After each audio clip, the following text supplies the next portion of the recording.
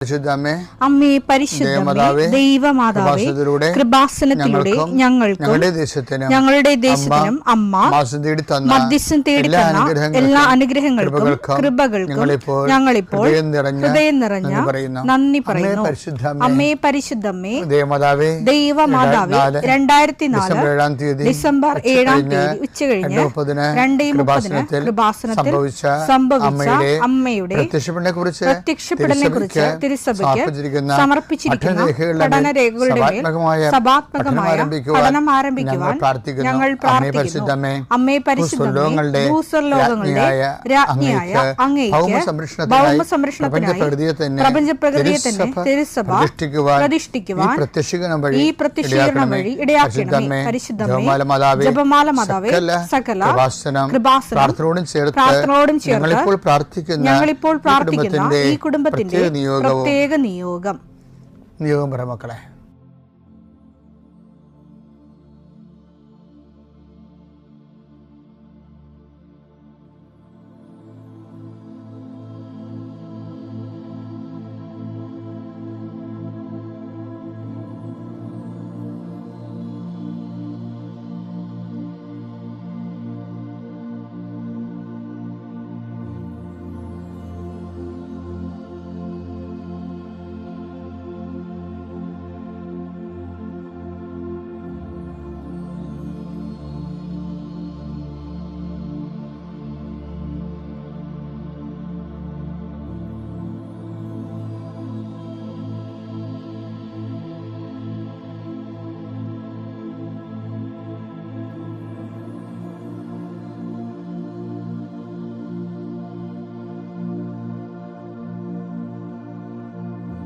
അമ്മയുടെ പ്രത്യക്ഷീകരണത്തിന്റെ ഈ അനുഗ്രഹവേളയിൽ ഞങ്ങൾക്ക് സാധിച്ചു തരുവാൻ കനിയണമേ. ആമേൻ. വിശ്വാസ പ്രമാണം. സർവശക്തനായ പിതാവും ആകാശത്തിന്റെയും ഭൂമിയുടെയും സൃഷ്ടാവുമായ ദൈവത്തിൽ ഞാൻ വിശ്വസിക്കുന്നു. അവിടുത്തെ ഏകപുത്രനും ഞങ്ങളുടെ കർത്താവുമായ ഈശോമിശിഹായിലും ഞാൻ വിശ്വസിക്കുന്നു. ഈ പുത്രൻ പരിശുദ്ധാത്മാവിനാൽ ഗർഭസ്ഥനായി കന്യകാമറിയത്തിൽ നിന്ന് പിറന്ന് പൊന്തിയോസ് പീലാത്തോസിന്റെ കാലത്ത് പീഡകൾ സഹിച്ച് കുരിശിൽ തറയ്ക്കപ്പെട്ട് മരിച്ച് അടക്കപ്പെട്ട് പാതാളങ്ങളിൽ ഇറങ്ങി മരിച്ചവരുടെ ഇടയിൽ നിന്ന് 3-ാം നാൾ ഉയർത്ത് സ്വർഗത്തിലേക്ക് എഴുന്നള്ളി സർവശക്തിയുള്ള പിതാവായ ദൈവത്തിന്റെ വലതുഭാഗത്തിരിക്കുന്നു. അവിടെ നിന്ന് ജീവിക്കുന്നവരെയും മരിച്ചവരെയും വിധിക്കുവാൻ വരുമെന്നും ഞാൻ വിശ്വസിക്കുന്നു. പരിശുദ്ധാത്മാവിലും ഞാൻ വിശ്വസിക്കുന്നു. വിശുദ്ധ കത്തോലിക്കാ സഭയിലും പുണ്യവാന്മാരുടെ ഐക്യത്തിലും പാപങ്ങളുടെ മോചനത്തിലും ശരീരത്തിന്റെ ഉയർപ്പിലും നിത്യമായ ജീവിതത്തിലും ഞാൻ വിശ്വസിക്കുന്നു. ആമേൻ. സുഖസ്ഥനായ ഞങ്ങളുടെ പിതാവേ, അങ്ങയുടെ നാമം പൂജിതമാകണമേ. അങ്ങയുടെ രാജ്യം വരണമേ. അങ്ങയുടെ തിരുമനസ് സ്വർഗത്തിലെ പോലെ ഭൂമിയിലും ആകണമേ. അന്നു വേണ്ടുന്ന ആഹാരം ഇന്ന് ഞങ്ങൾക്ക് തരണമേ. ഞങ്ങളോട് തെറ്റ് ചെയ്യുന്നവരോട് ഞങ്ങൾ ക്ഷമിക്കുന്നത് പോലെ ഞങ്ങളുടെ തെറ്റുകൾ ഞങ്ങളോടും ക്ഷമിക്കണമേ. ഞങ്ങളെ പ്രലോഭനത്തിൽ ഉൾപ്പെടുത്തരുതേ, തിന്മയിൽ ഞങ്ങൾ രക്ഷിക്കണമേ. ആമേൻ. നന്മ നിറഞ്ഞ മറിയമേ സ്വസ്തി. കർത്താവ് അങ്ങയുടെ കൂടെ സ്ത്രീകളിൽ അങ്ങ് അനുഗ്രഹിക്കപ്പെട്ടവളാകുന്നു. അങ്ങയുടെ ഉദരത്തിൻ ഫലമായി ഈശോ അനുഗ്രഹിക്കപ്പെട്ടവനാകുന്നു. പരിശുദ്ധ മറിയമേ തമ്പുരാന്റെ അമ്മേ, പാപികളായ ഞങ്ങൾക്ക് വേണ്ടി ഇപ്പോഴും ഞങ്ങളുടെ മരണസമയത്തും തമ്പുരാനോട് അപേക്ഷിക്കണമേ. ആമേൻ.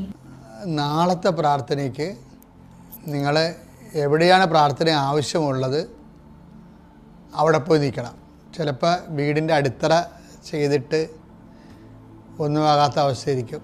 ചിലപ്പോൾ വീടിൻ്റെ സ്ഥലം ഉണ്ടാകും, വീട് പണിയാൻ തുടങ്ങിയിട്ടില്ല, അല്ലെങ്കിൽ കെട്ടിടങ്ങളായിരിക്കും. ചിലപ്പോൾ നിങ്ങളുടെ ജീവിതമാർഗത്തിന് പറ്റിയ കടകളവലായിരിക്കും, ചിലപ്പോൾ കന്നുകാലിത്തൊഴുത്തായിരിക്കും. ഇപ്പോൾ എവിടെയാണ് നിങ്ങൾക്ക് പ്രാർത്ഥന ആവശ്യമുള്ളത് അവിടെ നിങ്ങളുണ്ടാവണം. പിന്നെ നാളത്തെ പ്രാർത്ഥനയ്ക്ക് നിങ്ങളുടെ രേഖകളെല്ലാം കയ്യിലെടുക്കും. നമ്മളിങ്ങനെ ആഴ്ചയിൽ ഒരു വട്ടമാണ് ഇങ്ങനെ ചെയ്യണത്. രേഖകളെല്ലാം കയ്യിലുണ്ടാകണം. അപ്പോൾ ഇന്ന് ഞാനത് പറയുകയാണ്, നാളെ അതെല്ലാം കയ്യിലുണ്ടാകില്ല. ആ സമയത്ത് ഓടിപ്പോയി എടുക്കണം, ശരിയല്ല. അപ്പോൾ രേഖകളെന്ന് പറയുമ്പോൾ ഇപ്പോൾ അഡ്മിഷൻ നടക്കുന്ന സമയമല്ലേ, പല ആൾക്കാരും അഡ്മിഷന് വേണ്ടി പ്രാർത്ഥിക്കുന്ന സമയമാണ്. ചിലർ വിദേശ യാത്ര ഉള്ളവരുണ്ട്, ചിലർ ഇൻ്റർവ്യൂ ഉള്ളവർ, VFSൻ്റെ ഇൻ്റർവ്യൂ ഉള്ളവരുണ്ട്. അപ്പോൾ ചില ആശുപത്രി പോകാൻ ആൾക്കാരുണ്ട്. അപ്പോൾ ആശുപത്രി ചീട്ട് കയ്യിലുണ്ടാകണം. ചിലപ്പോൾ കീമോയോ അതുപോലെയൊക്കെയുള്ള കാര്യങ്ങളില്ലേ, അതിലൊക്കെ പോകാൻ നേരത്ത് നമുക്ക് ഒരു ദൈവത്തിന് സമർപ്പിച്ച് കഴിഞ്ഞാൽ നമ്മുടെ റിസ്ക് എല്ലാം തീർന്നില്ലേ. പിന്നെ നമ്മൾ ദൈവത്തിൽ ആശ്രയിച്ചാൽ പിന്നെ നമ്മളുടെ റിസ്ക് തീർന്ന് ദൈവം അത് വേണ്ട പോലെ എല്ലാ കാര്യങ്ങളെക്കുറിച്ചും നമ്മളെക്കാളും ഷാർപ്പ് ഷൂട്ടായിട്ട് എന്ത് ചെയ്യണമെന്നതിനെക്കുറിച്ച് കർത്താവിന് പദ്ധതിയുണ്ട്. കൃപാസനത്തിൻ്റെ പ്രാർത്ഥന എന്ന് പറയുമ്പോൾ അത് അച്ഛൻ്റെ ഒരു പ്രാർത്ഥന അല്ലത്. അത് കൃപാസനം ആൾക്കാരെ ജീവനോടെ പ്രത്യക്ഷപ്പെട്ട് ദുരന്തം ഉണ്ടാകാമ്പോൾ പ്രാർത്ഥിക്കണമെന്ന് ആവശ്യപ്പെട്ട സ്വർഗം പ്രാർത്ഥിക്കണമെന്ന് ആവശ്യപ്പെടാൻ വേണ്ടി പ്രത്യക്ഷപ്പെട്ട സ്ഥലമാണ്.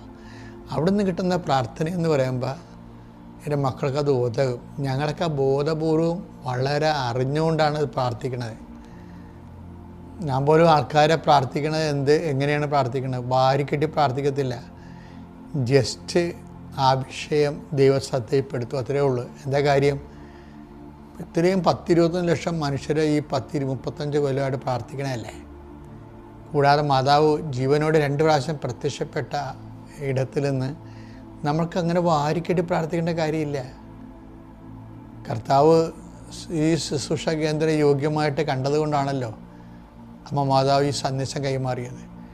അപ്പോൾ അവിടെ ആശ്രയിക്കുന്ന സത്യസന്ധമായിട്ട് ആശ്രയിക്കുന്നവർക്കെല്ലാം സെക്കൻഡുകൾക്കുള്ളിൽ ദൈവതീരുമാനം ഉണ്ടാകും. അതുകൊണ്ട് ഞാൻ നിങ്ങളോട് അലറിയൊക്കെ നിങ്ങളോട് മോശമായിട്ട് സംസാരിക്കത്തില്ല, റഫായിട്ട്. എൻ്റെ കാര്യം നിങ്ങൾക്ക് കാര്യങ്ങൾ അറിയാൻ പാടില്ലാത്ത കൊണ്ടും ദൈവതിരുസന്നിധി പൊട്ടങ്ങളെ അഭിനയിക്കുന്നത് കൊണ്ടുമാണ് ഞാൻ ചൂടാകണത്. അല്ലെന്നുണ്ടെങ്കിൽ സത്യസന്ധമായ ദൈവത്തെ അന്വേഷിക്കുന്നവർക്ക് ഇവിടെ ദൈവം സമീപസ്ഥനാണ്. ഇവിടെ തന്നെയല്ല, എല്ലായിടത്തും അങ്ങനെയാണ്. അതുകൊണ്ട് നമുക്ക് പ്രാർത്ഥിക്കാം. കർത്താവേ, നിന്റെ ഉന്നതമായ നാമത്തിന് സ്തോത്രം ചെയ്യുന്നു. കർത്താവേ, നിന്റെ വിശുദ്ധ പൗരോഹിത്യത്തെ മഹത്വപ്പെടുത്തണമേ. കർത്താവേ, സഭയിലുള്ള സാന്നിധ്യം പ്രകടമാക്കണം. 40 വർഷം ഞാൻ അർപ്പിച്ച കൃപാനയുടെ യോഗ്യതയാൽ കൃപാസന ആൾക്കാരെ ജീവനോടെ പ്രത്യക്ഷപ്പെട്ട പരിശുദ്ധ അമ്മയുടെ മാധ്യസ്ഥത്തിലെ ഞാൻ മക്കളെ ആശീർവദിക്കുന്നു. അങ്ങയുടെ മക്കൾ ഇന്ന് യാത്ര ചെയ്യുന്ന ഓരോ ഇടങ്ങളെ സംബന്ധിച്ച് പ്രാർത്ഥിക്കുന്നു. അങ്ങയുടെ മക്കൾ ഇന്ന് കണ്ടുമുട്ടുന്ന ഇടങ്ങളെ സമർപ്പിച്ച് പ്രാർത്ഥിക്കുന്നു. അങ്ങയുടെ മക്കൾ ഇന്ന്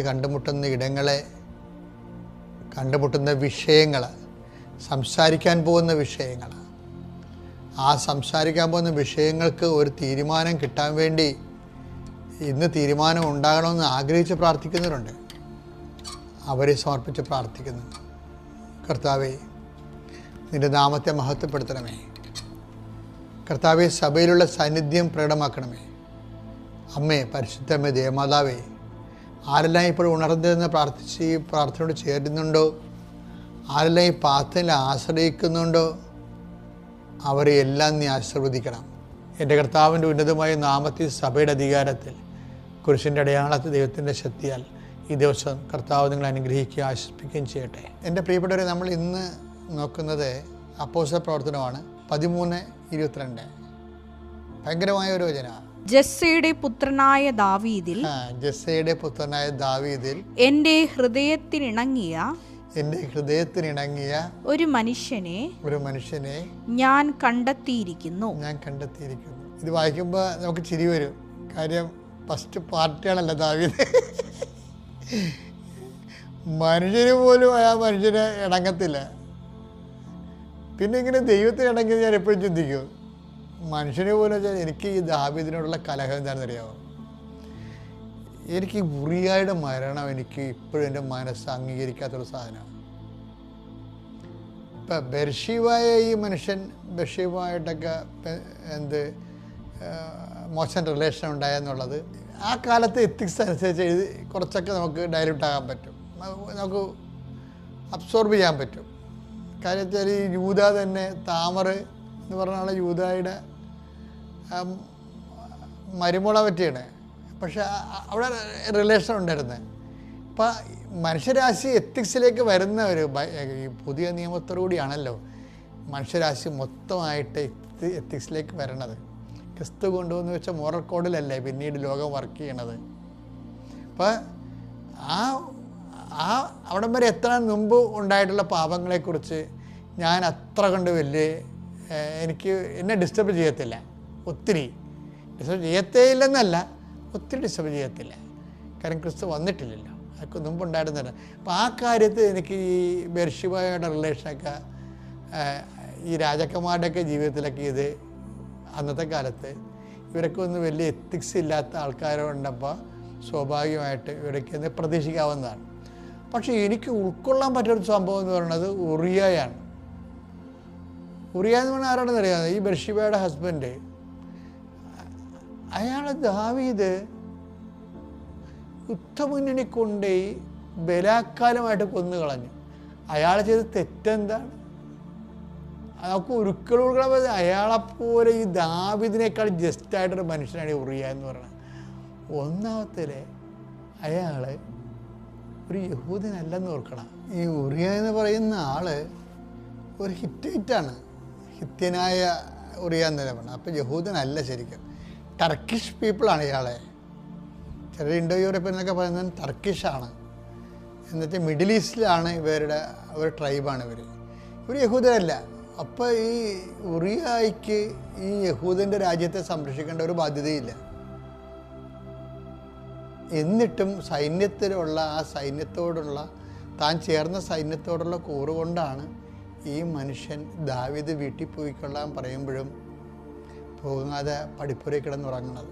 ഞാൻ രാജ്യയുദ്ധത്തിലായിരിക്കുമ്പോൾ ഞാൻ വീട്ടിൽ പോകുന്നത് ശരിയല്ല എന്ന എന്തോ ഒരു മനസ്സാക്ഷിയോടുകൂടിയുള്ള തീരുമാനമാണ്. ഓർക്കേണ്ടതെന്ന് വെച്ചാൽ ഈ സാവൂളിൻ്റെ കാലത്ത്, ദാവീദിൻ്റെ തന്നെ കാലത്ത് ഗോലിയാത്ത് വരുമ്പോൾ ഇസ്രായേൽക്കാർ പല ആൾക്കാരും വീട്ടിൽ പോയിരിക്കുകയായിരുന്നു, പട്ടാളക്കാർ. അവിടെ ഭാര്യമാർ പിന്നെ അവരെ വിട്ടില്ല. ആ സ്ഥലത്താണ് ഈ ഉറിയാനെ നമ്മൾ കാണുന്നത്. ഉറിയ വീട്ടിൽ പോകാൻ പറഞ്ഞിട്ടും പോകാതെ തൻ്റെതല്ലാത്ത ഒരു വംശത്തിന് വേണ്ടി ഉറിയ രക്തസാക്ഷിയാകുകയാണ് ശരിക്കും. പക്ഷെ അതിന് കാരണക്കാരൻ ദാവീദാണ്. അപ്പോൾ ഞാൻ സമയത്ത് ദാവീദിനോട് അതുകൊണ്ട് നമുക്ക് ഒരിക്കലും പൊറുക്കാൻ തോന്നത്തില്ല. പക്ഷെ ദാവീദ് എവിടെയോ വെച്ചു ദൈവത്തിന് മനസ്സിന് ഇണങ്ങിയ ആളായി മാറി. അപ്പോൾ എൻ്റെ പ്രിയപ്പെട്ടവരെ, അതായത് നിങ്ങൾ എഴുതി തള്ളരുത്. That is my point. നിങ്ങൾ എഴുതി തള്ളരുത്. നിങ്ങളുടെ കയ്യിൽ നിന്ന് എന്തെങ്കിലുമൊക്കെ അബദ്ധങ്ങൾ ഏതെങ്കിലും കാലത്തൊക്കെ ഉണ്ടായി കാണും. ചിലപ്പോൾ അബോർഷനാണ്, അല്ലെങ്കിൽ വേറെ ഏതെങ്കിലും തരത്തിലുള്ള അബദ്ധങ്ങൾ അറിവില്ലായ്മ കൊണ്ടുണ്ടാകുമല്ലോ ആൾക്കാർക്ക്. എല്ലാവരും എല്ലാ കാര്യത്തെക്കുറിച്ചും ഒറ്റക്കരവുള്ളവരാണോ? എനിക്കങ്ങനെ തോന്നിയിട്ടില്ല ശരിക്കും. അപ്പം ചിലപ്പോൾ അറിവില്ലായ്മ കൊണ്ട്, ചിലപ്പോൾ അന്നത്തെ ഒരു വൈകാരികമായ നിങ്ങളുടെ ചുറ്റുപാട് കൊണ്ട് നിങ്ങളുടെ കയ്യിൽ നിന്ന് അബദ്ധങ്ങൾ പറ്റും. അപ്പം പിന്നീട് നിങ്ങൾ ഓർക്കും, അയ്യോ എൻ്റെ കയ്യിൽ നിന്ന് ഇത്രയും വലിയ അബദ്ധങ്ങൾ പറ്റിയല്ലോ, ഇനി ഞാൻ പ്രാർത്ഥിക്കാൻ പോലും യോഗ്യനല്ല, ഞാൻ പ്രാർത്ഥിച്ചൊന്നും ദൈവം കേൾക്കാൻ. പല മനുഷ്യരും എനിക്ക് തോന്നിയിരിക്കണമെങ്കിൽ അറിയാവും, ഓ ഞങ്ങളൊക്കെ പ്രാർത്ഥിച്ച ദൈവം കേൾക്കാൻ പോണ, ഇങ്ങനെ പറയണ കുറേ മനുഷ്യൻ കണ്ടുണ്ട്. ഓ ഞങ്ങളൊക്കെ പ്രാർത്ഥിച്ച അതിനല്ലേ. അതിനാണ് ഈ അച്ഛന്മാർ, അതുപോലെ തന്നെ പാസ്റ്റർമാർ, ഏജൻസികൾ, പ്രാർത്ഥന ഏജൻസികൾ ജനങ്ങളെ വെക്കണത്. ജനങ്ങളുടെ ശരിക്കും പറഞ്ഞു കഴിഞ്ഞാൽ അവരുടെ കോൺഫിഡൻസ് കുറവാണ് അങ്ങനെ ചെയ്യണത്. എന്ന് പറഞ്ഞാൽ മധ്യസ്ഥ പ്രാർത്ഥന വേണ്ടെന്നൊന്നുമല്ല ഞാൻ പറയണത്. ഞാൻ പറയുന്നത് എൻ്റെ മക്കൾ സ്വയമായിട്ട് ബലം പ്രാപിക്കണം എന്നാണ് എൻ്റെ അഭിപ്രായം. കാര്യം ദൈവത്തിൻ്റെ തിരുസന്നിധിയിൽ നീ എത്ര കൊള്ളരുതാത്തവനാണെന്ന് നീ അസസ് ചെയ്താലും ദൈവം അസസ് ചെയ്യാത്തടത്തോളം കാലം നീ എന്തിനാണ് നിന്നെ വിധിക്കണത്?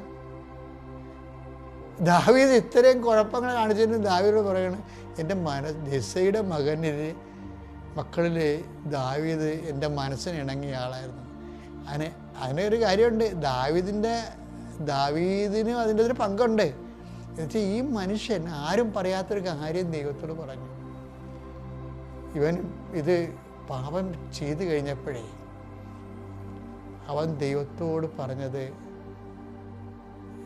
എനിക്ക് എന്നോട് തന്നെ പൊറുക്കാൻ പറ്റണില്ല, എനിക്ക് നിന്നെ മിസ് ചെയ്യണമെന്ന് പറഞ്ഞു. അതാണ് ഒരു വിഷയമായി പോയത്.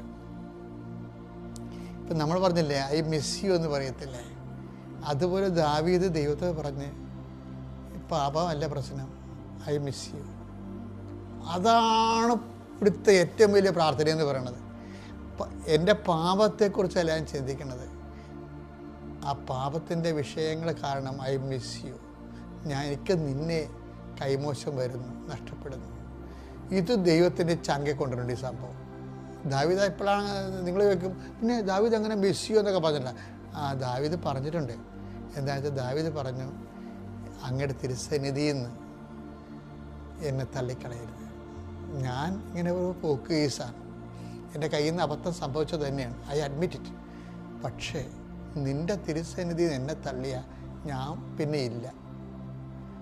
അപ്പോൾ എന്നേക്കാളും അവനേക്കാളും ദൈവത്തോടുള്ള ബന്ധത്തിന് ഇവന് വല്ലാത്ത, ഇതാണ് ദാവീദിൻ്റെ അനുതാപം എന്ന് പറയണത്. ശരിക്കും പറഞ്ഞാൽ ഇതാണ് ദൈവത്തിൻ്റെ മനസ്സിൽ ഇണങ്ങിയത്, ദൈവത്തിൻ്റെ മനസ്സ്. ഇപ്പം ഞാനിപ്പോൾ നിങ്ങളോട് ഉടമ്പടിയുടെ കാര്യം പറയുമ്പോൾ നിങ്ങൾ ഉടമ്പടി ജപ്റ്റ് മാറാൻ, ഉടമ്പടി ജോലി കിട്ടാൻ, ഉടമ്പടി വിവാഹം നടക്കാൻ എന്നൊക്കെ നിങ്ങൾ പറയും. പക്ഷെ ഞാൻ അങ്ങനെ പറയത്തില്ല.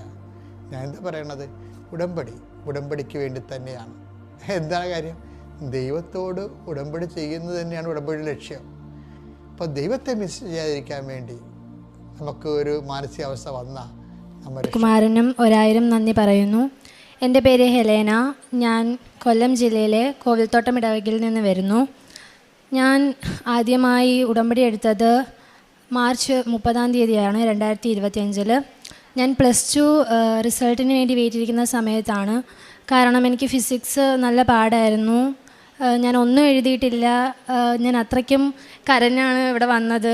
ഞാൻ ഇവിടെ വന്നു നിന്നിട്ടാണ് റിസൾട്ട് നോക്കിയത്. റിസൾട്ട് നോക്കിയപ്പോൾ ഞാൻ മാതാവിൻ്റെ അടുത്ത് ഒരു കാര്യമേ പറഞ്ഞിട്ടുള്ളൂ, എനിക്ക് എല്ലാ വിഷയത്തിനും പാസ് മാർക്ക് മാത്രം തന്നാൽ മതി. അങ്ങനെ മാതാവ് എനിക്ക് എല്ലാ വിഷയത്തിനും പാസ് മാർക്ക് തന്ന് അനുഗ്രഹിച്ചു. അത് കഴിഞ്ഞിട്ട് ഞാൻ ഉടമ്പടി പുതുക്കിയപ്പോൾ ഞാൻ അടുത്ത നിയോഗമായിട്ട് വെച്ചിരുന്നത് എനിക്ക് പുറത്ത് പോയി പഠിക്കണമെന്നായിരുന്നു. അന്നേരം ഞാൻ ജോർജിയയാണ് ചൂസ് ചെയ്തത്. പക്ഷേ ജോർജിയയിലേക്ക് ലോൺ കിട്ടാൻ വേണ്ടിയിട്ട് ഭയങ്കര പാടായിരുന്നു. അങ്ങനെ ഞാൻ കുറേ ബാങ്കിൽ കയറി ഇറങ്ങി. SBIയിൽ എനിക്ക് തരാമെന്ന് പറഞ്ഞിട്ടും പിന്നെ അവസാനം നമ്മൾ ചെന്നപ്പോൾ അവർ തരത്തില്ല എന്നാണ് പറഞ്ഞത്. അങ്ങനെ ഞങ്ങളുടെ അവിടെയുള്ള എല്ലാ ബാങ്കിലും ഞാൻ കയറി ഇറങ്ങിയിട്ടും എനിക്കത് തരത്തില്ലെന്ന് പറഞ്ഞു, ജോർജിയയിലായതുകൊണ്ട്. അങ്ങനെ പിന്നെ ഞാൻ മാതാവിൻ്റെ പത്രം കൊടുക്കാൻ വേണ്ടിയിട്ട് പോയ വഴിക്ക് ഞാൻ ഒരു ബാങ്കിൽ കയറി. ഞാൻ അതിന് മുൻപേ അച്ഛൻ്റെ അടുത്ത് വന്ന് ബ്ലെസ്സിങ് മേടിച്ചിട്ടുണ്ടായിരുന്നു. എനിക്കിങ്ങനെ ലോണിൻ്റെ തടസ്സമുണ്ട്. അങ്ങനെ അച്ഛൻ എനിക്ക് കാശ് രൂപമൊക്കെ തന്ന്. അങ്ങനെയാണ് ഞാൻ ഉടമ്പടി പത്രം കൊടുക്കാൻ പോകുന്ന വഴിക്ക് ഇങ്ങനെ ഒരു ബാങ്കിൽ കയറിയപ്പോൾ അവർ എനിക്ക് ലോൺ തരാമെന്ന് പറഞ്ഞു. ഇടയ്ക്ക് കുറേ തടസ്സങ്ങളൊക്കെ ഉണ്ടായിരുന്നെങ്കിലും മാതാവ് എനിക്ക് അത് സാങ്ഷനാക്കി തന്നു. അങ്ങനെ എനിക്കൊരു ഇൻ്റർവ്യൂ ഉണ്ടായിരുന്നു. ഇൻ്റർവ്യൂവിൽ മിക്ക പിള്ളേരെ ഇൻ്റർവ്യൂ ചെയ്തു. അപ്പം എൻ്റെ പേര് അവസാനമാണ് വന്നത്. അപ്പം എൻ്റെ കൂട്ടുകാരി എൻ്റെ വീട്ടിൽ ഇരുന്നാണ് ഇൻ്റർവ്യൂ ചെയ്തത്. അപ്പോൾ എനിക്ക് ഭയങ്കര പേടിയായിരുന്നു. കാരണം ആദ്യമായിട്ട് ഇൻ്റർവ്യൂ അറ്റൻഡ് ചെയ്യുന്നത് കൊണ്ട് തന്നെ എനിക്കൊന്നും അറിയത്തില്ല, നമ്മൾ ആദ്യമായിട്ടാണ് ചെയ്യാൻ പോകുന്നത്. അങ്ങനെ കൂട്ടുകാരി അറ്റൻഡ് ചെയ്യുന്ന സമയത്ത് ആ മാം ചോദിക്കുന്നതൊന്നും എനിക്ക് മനസ്സിലായില്ല. കാരണം എനിക്ക് ഒന്നാമത്തെ കാര്യം എനിക്ക് ഭയങ്കര പേടിയാണ്. അങ്ങനെ ഞാൻ മാതാവിനോട് കരഞ്ഞ് ഞാൻ എല്ലാ ദിവസവും ജപമാല അടിക്കുമ്പോൾ പ്രാർത്ഥിക്കും, മാതാവേ എനിക്ക് മാതാവിനെ പോലെ ഒരു നല്ല ഒരു മാമിനെ തന്ന് അനുഗ്രഹിക്കണേ. അങ്ങനെ ഞാൻ എൻ്റെ ഇൻ്റർവ്യൂവിൻ്റെ ഡേറ്റ് വന്നു. ഞാനൊരു ദിവസം ഡെയിലി ബ്രെഡ് കണ്ടുകൊണ്ടിരിക്കുന്ന സമയത്താണ് അച്ഛൻ ഇങ്ങനെ പറഞ്ഞത്, ഇങ്ങനെ ഇൻ്റർവ്യൂ അറ്റൻഡ് ചെയ്യാൻ വേണ്ടിയിരിക്കുന്ന ഒരു കുട്ടി. അപ്പം അന്നേരം ഞാൻ മനസ്സിൽ കണ്ട്, അപ്പോൾ എനിക്ക് ഇന്നായിരിക്കും എനിക്ക് ഈ ഇൻ്റർവ്യൂവിൻ്റെ എനിക്ക് ലിങ്ക് വരുന്നത്. അങ്ങനെ ഞാൻ ഇൻ്റർവ്യൂ അറ്റൻഡ് ചെയ്യാൻ വേണ്ടിയിട്ട് രാത്രി അങ്ങനെ ഞാൻ കയറിയപ്പോൾ മാതാവിനെ പോലെ എന്ന് പറഞ്ഞാൽ നല്ല സൗമ്യമായിട്ടാണ് എന്നോട് ആ മാമെല്ലാം പറഞ്ഞത്. എൻ്റെ കൂട്ടുകാരിയടുത്ത് ഇൻ്റർവ്യൂ ചെയ്ത മാം അല്ലായിരുന്നു. എന്നോട് നല്ല ചിരിച്ച് സംസാരിച്ചിട്ടാണ് എന്നോട് എല്ലാ കാര്യങ്ങളും പറഞ്ഞത്. അങ്ങനെ ഞാൻ ഇൻ്റർവ്യൂ പാസ്സായി കഴിഞ്ഞിട്ട് ഒരു വർഷത്തോളം ഞാൻ ഇതിന് വേണ്ടിയിട്ട് വെയിറ്റ് ചെയ്തിരുന്നു. പലയിടത്തുനിന്നും ഞാൻ പല കാര്യങ്ങളും കേട്ടു. കാരണം മോൾക്ക് വയസ്സ് കൂടുന്നുണ്ടല്ലോ, മോളെ എന്തെങ്കിലും വിടാത്തത്, മോൾക്കൊന്നും ആവുന്നില്ലേ അങ്ങനെ. അപ്പം ഞാൻ ഓരോ മാസവും ഇങ്ങനെ ഇവിടെ വരുമ്പോൾ ഇങ്ങനെ കഴിഞ്ഞ മാസം ഞാൻ വന്നപ്പോൾ ഒരു ചേച്ചി ഇങ്ങനെ പറഞ്ഞിട്ടുണ്ടായിരുന്നു, നമുക്ക് താമസിക്കുന്നത് നല്ലതിന് വേണ്ടിയാണ്, മാതാവ് നമുക്ക് വേണ്ടി നല്ലത് ഒരുക്കി തരുന്നതുകൊണ്ടാണ്. പക്ഷെ ഞാൻ എല്ലാ ദിവസവും പ്രാർത്ഥിക്കുമ്പോഴും ഇത് തന്നെയാണ് പറയുന്നത്, മാതാവേ മാതാവിനൊരു വഴിയുണ്ടല്ലോ, മാതാവ് എനിക്ക് ആ വഴി തുറന്നു തന്നാൽ മതി. ഇപ്പോൾ ബാങ്കിൻ്റെ സമയത്താണെങ്കിൽ പോലും ഞാൻ എല്ലാ ബാങ്കിലും കയറി ഇറങ്ങിയിട്ടും ഞാൻ അവസാനം പറഞ്ഞത് മാതാവിന് ഒരു ബാങ്ക്, മാതാവ് എനിക്കൊരു വഴി ഒരുക്കി തന്നിട്ടുണ്ട്, അപ്പം മാതാവ് എനിക്ക് ആ ബാങ്ക് മാതാവ് തന്നെ കണ്ടുപിടിച്ച് തരണമെന്ന് പറഞ്ഞിട്ടാണ് ഞാൻ കൃപാസന പത്രം കൊടുക്കാൻ പോയപ്പം മാതാവ് എനിക്ക് ആ ബാങ്ക് കണ്ടെത്തി തന്നത്. അങ്ങനെ ഞാൻ കഴിഞ്ഞ മാസം ഇവിടെ വന്നപ്പോൾ ഞാൻ മാതാവിൻ്റെ അടുത്ത് പറഞ്ഞിട്ടുണ്ടായിരുന്നു, അടുത്ത മാസം ഞാൻ വരുമ്പോൾ എന്തായാലും എനിക്ക് വിസ തന്നേ പറ്റത്തുള്ളൂ. ഞാൻ ഈ ഒരു വർഷക്കാലം ഞാൻ ഓരോരുത്തരും ഇങ്ങനെ പറയുന്നതെല്ലാം കേട്ടിരുന്നു. അന്നേരം മാതാവ് തരുമെന്ന് എനിക്ക് ഉറപ്പാണ്. പലരും എന്ത് പറഞ്ഞാലും ഞാൻ അവരോടെല്ലാം പറയുന്നത് നല്ലതിന് വേണ്ടിയാണ്, മാതാവ് എനിക്ക് നല്ല കോളേജ് ഒരുക്കി തരാൻ വേണ്ടിയിട്ടാണ് എന്നാണ് പറയുന്നത്. അങ്ങനെ ഒരു ദിവസം ഞാൻ ഡെയിലി ബ്രെഡ് കൊണ്ടുവരിക്കുന്ന സമയത്ത് അച്ഛൻ പറഞ്ഞ് 7 എന്നുള്ള ഒരു അക്ക നമ്പറായിരിക്കും നിങ്ങളുടെ ടൈം. എന്ന് വെച്ചാൽ നിങ്ങൾ എന്തിനു വേണ്ടിയിട്ടാണോ ആഗ്രഹിക്കുന്നത്, എന്ത് കാര്യത്തിന് വേണ്ടിയിട്ടാണോ, എന്ത് നിയോഗമാണോ ആ നിയോഗം 7 എന്നുള്ള ഒരു അക്ക നമ്പറിൽ വരുമെന്ന് പറഞ്ഞു. അപ്പം ഞാൻ ഓരോ മാസവും ഇങ്ങനെ 7, 17, 27 അങ്ങനെ പല അക്കവും ഞാനിങ്ങനെ, പക്ഷേ എനിക്ക് അന്നേരം എൻ്റെ പ്രതീക്ഷ നഷ്ടപ്പെടുന്നു, കാരണം മാതാവ് എനിക്ക് തരുന്നില്ലല്ലോ. അങ്ങനെ ഞാൻ ഈ ബുധനാഴ്ച കഴിഞ്ഞ ബുധനാഴ്ച ഞാൻ പ്രാർത്ഥിച്ചുകൊണ്ടിരുന്ന സമയത്ത് ഞാനിങ്ങനെ, എനിക്ക് ഔസ്യപിതാവിനോട് ഇച്ചിരി കൂടുതൽ താല്പര്യമാണ്. അന്നേരം ഞാൻ ഔസ്യപിതാവിനടുത്ത് പറഞ്ഞിട്ടുണ്ടായിരുന്നു, എനിക്ക് ബുധനാഴ്ച തന്നെ തരുകയും വേണം, എനിക്ക് 7 എന്നുള്ള ഒരു അക്ക നമ്പറിൽ തന്നെ തരണമെന്നുണ്ടായിരുന്നു. അങ്ങനെ ഞാൻ പ്രാർത്ഥിച്ച് ജപമാല പഠിച്ചുകൊണ്ടിരുന്ന സമയത്ത് ഞങ്ങളുടെ കൗൺസിലറിൻ്റെ അടുത്ത് ഞാൻ ചോദിച്ചു, ചേച്ചി എൻ്റെ വിസയുടെ കാര്യം വല്ലതും ആയോ? അന്നേരം ചേച്ചി പറഞ്ഞു, ഈവനിങ് ആവട്ടെ മോളെ, അന്നേരം നോക്കാം എന്ന് പറഞ്ഞ്. എന്നുവെച്ചാൽ ഒരു 2:30 സമയത്താണ്. അന്നേരം ആ ചേച്ചി പറഞ്ഞു കഴിഞ്ഞ് അടുത്ത മിനിറ്റ് തന്നെ ചേച്ചി പറഞ്ഞു, മോളെ വിസ വന്നു എന്ന് പറഞ്ഞു. അന്നേരം എനിക്കാണെങ്കിൽ ഭയങ്കര സന്തോഷമായി. അന്നേരം ഞാൻ ബുധനാഴ്ച എന്നുള്ളൊരു ദിവസം മാത്രമേ ആലോചിക്കുന്നുള്ളൂ. അങ്ങനെ ഞാൻ പള്ളിയിൽ പോയി അന്നേരം തന്നെ ഞാൻ മാതാവിനോട് നന്ദിയൊക്കെ പറഞ്ഞു. അങ്ങനെ 2 ദിവസം കഴിഞ്ഞിട്ട് ഞാൻ ആലോചിച്ചുകൊണ്ടിരുന്ന സമയത്താണ് എനിക്ക് 7 എന്നുള്ളൊരു അക്ക നമ്പറിലാണ് എനിക്ക് വന്നതെന്ന് ഞാൻ ആലോചിച്ചത്. അന്നേരം ഞാൻ പറഞ്ഞു, മാതാവ് എനിക്ക് വേണ്ടി ഇങ്ങനെ ഒരു വർഷക്കാലം ഇങ്ങനെ നീട്ടിക്കൊണ്ട് പോയത് മാതാവ് എനിക്ക് നല്ലതെന്തോ ചെയ്തു തരാൻ വേണ്ടിയിട്ടായിരുന്നതാണ്. അങ്ങനെ ഞാൻ ഈ വരുന്ന വെള്ളിയാഴ്ച മോർണിംഗ് ഫ്ലൈറ്റിൽ ഞാൻ ജോർജിയയ്ക്ക് പോവുകയാണ്. മാതാവ് എനിക്ക് എല്ലാം ഭംഗിയായി, ബാങ്കിൻ്റെ കാര്യങ്ങളായാലും എൻ്റെ വിസയുടെ കാര്യങ്ങളായാലും എല്ലാം, ഇൻ്റർവ്യൂവിൻ്റെ കാര്യങ്ങളായാലും എല്ലാം മാതാവ് എനിക്ക് നല്ലതുപോലെ ഒരുക്കി തന്നു. അതിന് ഞാൻ മാതാവിനോടും ഈശോയോടും ഞാൻ നന്ദി പറയുന്നു. പിന്നെ എനിക്ക് അലർജി ഉണ്ടായിരുന്നു. എനിക്ക് എപ്പോഴും ഇങ്ങനെ തുമ്മൽ, കണ്ണ് ചൊറിച്ചിൽ, അങ്ങനെ എനിക്കത് ഭയങ്കര ബുദ്ധിമുട്ടായിരുന്നു. ഞാൻ മാതാവിൻ്റെ തൈലമൊക്കെ ഉപയോഗിച്ച് പ്രാർത്ഥിച്ചതിൻ്റെ ഫലമായി എനിക്ക് ആ അലർജി മാറിക്കിട്ടി. പിന്നെ പ്രേക്ഷിത പ്രവർത്തനം എന്ന് പറഞ്ഞു കഴിഞ്ഞാൽ ഞാൻ എല്ലാ മാസവും ഇവിടെ വന്ന് പത്രം മേടിച്ച് എല്ലാവർക്കും, അങ്ങനെ ക്രിസ്ത്യൻസ് അങ്ങനെയൊന്നുമില്ല, ഞാൻ എല്ലാവർക്കും വിതരണം ചെയ്യും. പിന്നെ ഞാൻ പറ്റുന്നവർക്ക് എല്ലാ മാസവും ഞങ്ങളെക്കൊണ്ട് പറ്റുന്ന ഒരു തുക ഞങ്ങൾ പാവപ്പെട്ടവരെ കണ്ടുപിടിച്ച് സഹായിക്കാറുണ്ട്. പിന്നെ എന്നെക്കൊണ്ട് പറ്റുന്ന, ഞാൻ പലരിടത്തും ഞാൻ പറഞ്ഞിട്ടുണ്ട്, ഇപ്പം ഞാൻ എന്ത് കാര്യങ്ങളും അവർക്ക് തടസ്സം വന്നാലും ഞാൻ പറയും, കൃപാസനത്തിൽ നിങ്ങൾ അവിടെ പോയി ഉടമ്പടി എടുക്കുക. അല്ലെങ്കിൽ ഞാൻ ഒരു പ്രശ്നം ഇങ്ങനെ എൻ്റെ അങ്കിള് ഹോസ്പിറ്റലിൽ കിടന്നപ്പം ഇങ്ങനെ ഒരു ആ ചേച്ചിയുടെ ഹസ്ബൻഡിന് ക്യാൻസറായിട്ട് കിടക്കുകയാണ്. അപ്പം ഞാൻ പറഞ്ഞു കൃപാസനത്തിൽ പോയി ഉടമ്പടി എടുക്കുക, അപ്പോൾ അങ്കിളിനെല്ലാം സുഖമാകും. അങ്ങനെ ആ ചേച്ചി പറഞ്ഞു. അങ്ങനെ ചേച്ചിക്ക് ഞാൻ ജപമാലയൊക്കെ പഠിപ്പിച്ചു കൊടുത്തിട്ടുണ്ടായിരുന്നു. ഇത്രയും എനിക്ക് വേണ്ടി ചെയ്തു തന്ന എൻ്റെ തിരുക്കുമാരനും എൻ്റെ പരിശുദ്ധ അമ്മയ്ക്കും കൊടാനുകൂടി ഞാൻ നന്ദി പറയുന്നു. ഏഷ്യ പ്രവാചകൻ്റെ പുസ്തകം 9-ാം അധ്യായം 7 മുതലുള്ള വാക്യങ്ങൾ. ദൈവമായ കർത്താവ് എന്നെ സഹായിക്കുന്നതിനാൽ ഞാൻ പതറുകയില്ല. ഞാൻ എൻ്റെ മുഖം ശിലാതുല്യമാക്കി എനിക്ക് ലജ്ജിക്കേണ്ടി വരികയില്ലെന്ന് ഞാൻ അറിയുന്നു. എനിക്ക് നീതി നടത്തി തരുന്നവൻ എൻ്റെ അടുത്തുണ്ട്. പരിശുദ്ധ ദൈവമാതാവിൻ്റെ പ്രത്യക്ഷീകരണ സാക്ഷിയായിട്ട് ഹെലന ആൻ്റണി കൊല്ലം തൻ്റെ അനുഭവ സാക്ഷി നമുക്ക് മുമ്പിൽ പങ്കുവെക്കുകയായിരുന്നു. ഈ മകളുടെ വാക്കുകളിൽ തന്നെ എത്രമാത്രം മാതാവിൻ്റെ ഇടപെടൽ തൻ്റെ ജീവിതത്തിൽ ഉണ്ടെന്നുള്ളത് നമുക്ക് പ്രകടമായിട്ട് മനസ്സിലാക്കിയിട്ടുണ്ടായിരുന്നു. തനിക്ക് +2 നല്ല രീതിയിൽ പാസ്സാകുവാനും അതിനുശേഷം പുറത്തുപോയി പഠിക്കണമെന്നുള്ള തൻ്റെ ആഗ്രഹവും, അത് ആഗ്രഹം വെച്ചപ്പോൾ ഉണ്ടായ തടസ്സങ്ങളും, നിരവധിയായ ബാങ്കുകളൊക്കെ കടന്നു പോയിട്ടും അവിടെയെല്ലാം ലോണൊക്കെ ലഭിക്കാതെ വരുമ്പോഴും ഈ മകളുടെ പ്രതീക്ഷ എന്ന് പറയുക, അമ്മ എൻ്റെ നല്ലതിന് വേണ്ടിയിട്ടുള്ള വഴിയൊരുക്കുകയാണെന്നുള്ളത് തന്നെയായിരുന്നു. അതുകൊണ്ട് തന്നെ മാതാവിൻ്റെ പ്രത്യക്ഷീകരണമായിട്ട് കൃപാസന പത്രം കൊടുക്കുമ്പോൾ അതൊരു ബാങ്കിൽ ചെല്ലുകയും അവിടുന്ന് ഈ മകൾക്ക് വേണ്ടിയിട്ട് ലോൺ പാസ്സാക്കാനുള്ള കാര്യങ്ങൾ അവർ ചെയ്യുകയുണ്ടായി. അത് മാതാവിൻ്റെ ഇടപെടൽ തന്നെയാണ്. ചുറ്റുമുള്ള ആൾക്കാരുടെയൊക്കെല്ലാം ചോദ്യത്തിനും ഈ മകളുടെ ഉത്തരം ഒന്ന് മാത്രമാണ്: പരിശുദ്ധ അമ്മ എനിക്ക് വേണ്ടിയിട്ട് നല്ലത് മാറ്റിവെച്ചിരിക്കുന്നു എന്നുള്ളതാണ്. അതുകൊണ്ട് തന്നെ ഈ മകൾക്ക് പഠിക്കുവാനായിട്ട് പോകുവാനും ജോർജിയയിൽ തന്നെ ആഗ്രഹിച്ചതുപോലെ പഠിക്കുവാനും അതിനുള്ള കാര്യങ്ങളെ ക്രമീകരണം നടത്തിക്കൊണ്ട് തന്നെ പോകുവാനായിട്ടൊക്കെ സാധിച്ചത് പരിശുദ്ധ അമ്മയുടെ അനുഗ്രഹത്തോടു കൂടി തന്നെയാണ്. നിരന്തരമായിട്ട് പരിശുദ്ധ അമ്മയുടെ അടയാളങ്ങൾ ചില മനുഷ്യരിലൂടെയും കളറിലൂടെയൊക്കെ പരിശുദ്ധ അമ്മയുടെ അടയാളം ഈ മകൾ ആഗ്രഹിച്ചതുപോലെ പരിശുദ്ധ അമ്മ നടത്തിക്കൊടുക്കുകയുണ്ടായി. അതോടൊപ്പം തന്നെ ഡെയിലി ബ്രെഡിലൂടെ ഒരു സംഖ്യയുടെ 7 അക്കത്തിലൂടെയും പരിശുദ്ധ അമ്മയുടെ സാന്നിധ്യവും സംരക്ഷണമൊക്കെ ഈ മകൾക്ക് കാട്ടിക്കൊടുക്കുകയുണ്ടായി. അതുതന്നെയാണ് ഈ മകളുടെ ജീവിതത്തിൽ പരിശുദ്ധ അമ്മയോട് ചേർന്നുകൊണ്ട് ഈ മകളുടെ ആഗ്രഹത്തെ പരിശുദ്ധ അമ്മ സാധിച്ചു കൊടുക്കുകയും ചെയ്തത്. പൂർണ്ണമായിട്ട് നമുക്ക് പ്രാർത്ഥിക്കാനായിട്ട് സാധിക്കണം.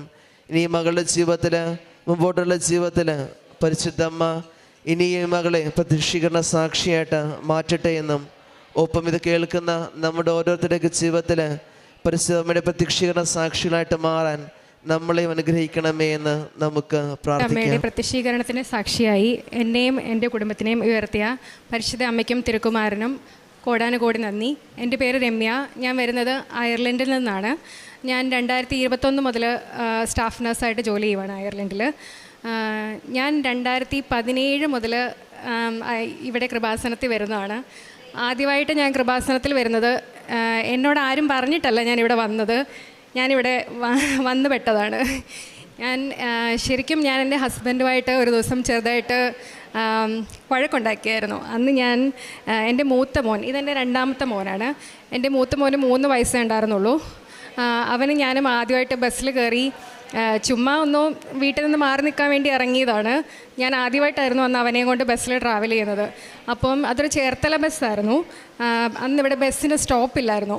അന്നിവിടെ ആദ്യം ബസ് നിർത്തിയപ്പോൾ എനിക്ക് ഇതിൽ കൂടുതൽ എങ്ങോട്ട് പോകണമെന്ന് അറിയത്തില്ല. ഇവിടെ ഒരു പള്ളി കണ്ടുകൊണ്ട് ഞാൻ ഇങ്ങോട്ട് ഇറങ്ങിയതായിരുന്നു.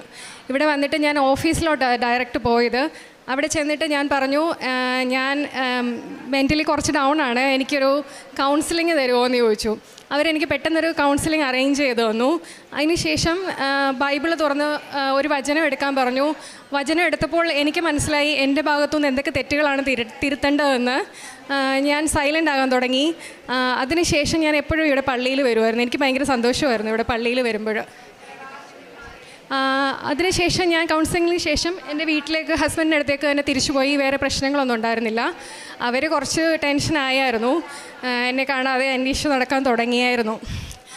പിന്നീട് അങ്ങനെ പ്രശ്നങ്ങളൊന്നും വന്നില്ല. പിന്നെ ഞാൻ ഇടയ്ക്കിടയ്ക്ക് ഇവിടെ പള്ളിയിൽ വരും. ഞാൻ ഹിന്ദുവാണ്. എൻ്റെ ഹസ്ബൻഡൊക്കെ അമ്പലത്തിൽ മാത്രമേ പോകാറുള്ളായിരുന്നു. അപ്പോൾ ഞാൻ ഇവിടെ പള്ളിയിൽ വരണമെന്ന് പറയുമ്പോഴൊക്കെ എന്നെ ഇവിടെ വഴിയിൽ കൊണ്ടുപോയി ഡ്രോപ്പ് ചെയ്യും. ഞാൻ തന്നെ അകത്തേക്ക് കയറും. എൻ്റെ മൂത്ത മോൻ എൻ്റെ കൂടെ വരുമായിരുന്നു. അവൻ അന്ന് ആദ്യമായിട്ട് ഞാൻ വരുമ്പോഴും അവൻ കൊച്ചുകുട്ടിയായിരുന്നു. അവൻ കരഞ്ഞപ്പോൾ എന്നെ കൗൺസിൽ ചെയ്ത സാർ അവൻ്റെ തലയിൽ കൈവച്ച് പ്രാർത്ഥിച്ചപ്പോൾ അവൻ്റെ കരച്ചിൽ നിന്നു. അപ്പോൾ മുതലേ അവനും എൻ്റെ കൂടെ എപ്പോഴും ഞാനിവിടെ വന്നാൽ വരുമായിരുന്നു. പിന്നെ എനിക്ക് സ്റ്റാഫ് നഴ്സ് ആയതുകൊണ്ട് തന്നെ എനിക്ക് യൂറോപ്യൻ കൺട്രീസിൽ എവിടെയെങ്കിലും പോയി വർക്ക് ചെയ്യണമെന്ന് ഭയങ്കര ആഗ്രഹമായിരുന്നു. അപ്പോൾ ഞാൻ ഇവിടെ വന്ന് ആദ്യം മാതാവിനോട് പറഞ്ഞു, എനിക്കും ഇതുപോലെ പുറത്ത് പോയി വർക്ക് ചെയ്യാൻ താല്പര്യമുണ്ട്. ഞാൻ OET എഴുതും, പക്ഷേ എനിക്ക് ഒറ്റ പ്രാവശ്യം എഴുതാൻ പറ്റത്തുള്ളൂ. പിന്നെ എനിക്ക് വീട്ടിൽ നിന്ന് പെർമിഷൻ കിട്ടത്തില്ല എഴുതാൻ വേണ്ടിയിട്ട്. ഒരു പ്രാവശ്യം എനിക്ക് ചാൻസ് കിട്ടത്തുള്ളൂ. അതുകൊണ്ട് എനിക്ക് ഒരു പ്രാവശ്യം തന്നെ എഴുതുമ്പം പാസ്സാകണമെന്ന് പറഞ്ഞു. അത് കോവിഡിൻ്റെ പീക്ക് ടൈം ആയിരുന്നു. ട്രിവാൻഡ്രത്ത് പോയാൽ ഞാൻ എക്സാം എഴുതി. ഫസ്റ്റ് അറ്റംപ്റ്റിൽ തന്നെ എനിക്ക് പാസ്സാകാൻ സാധിച്ചു.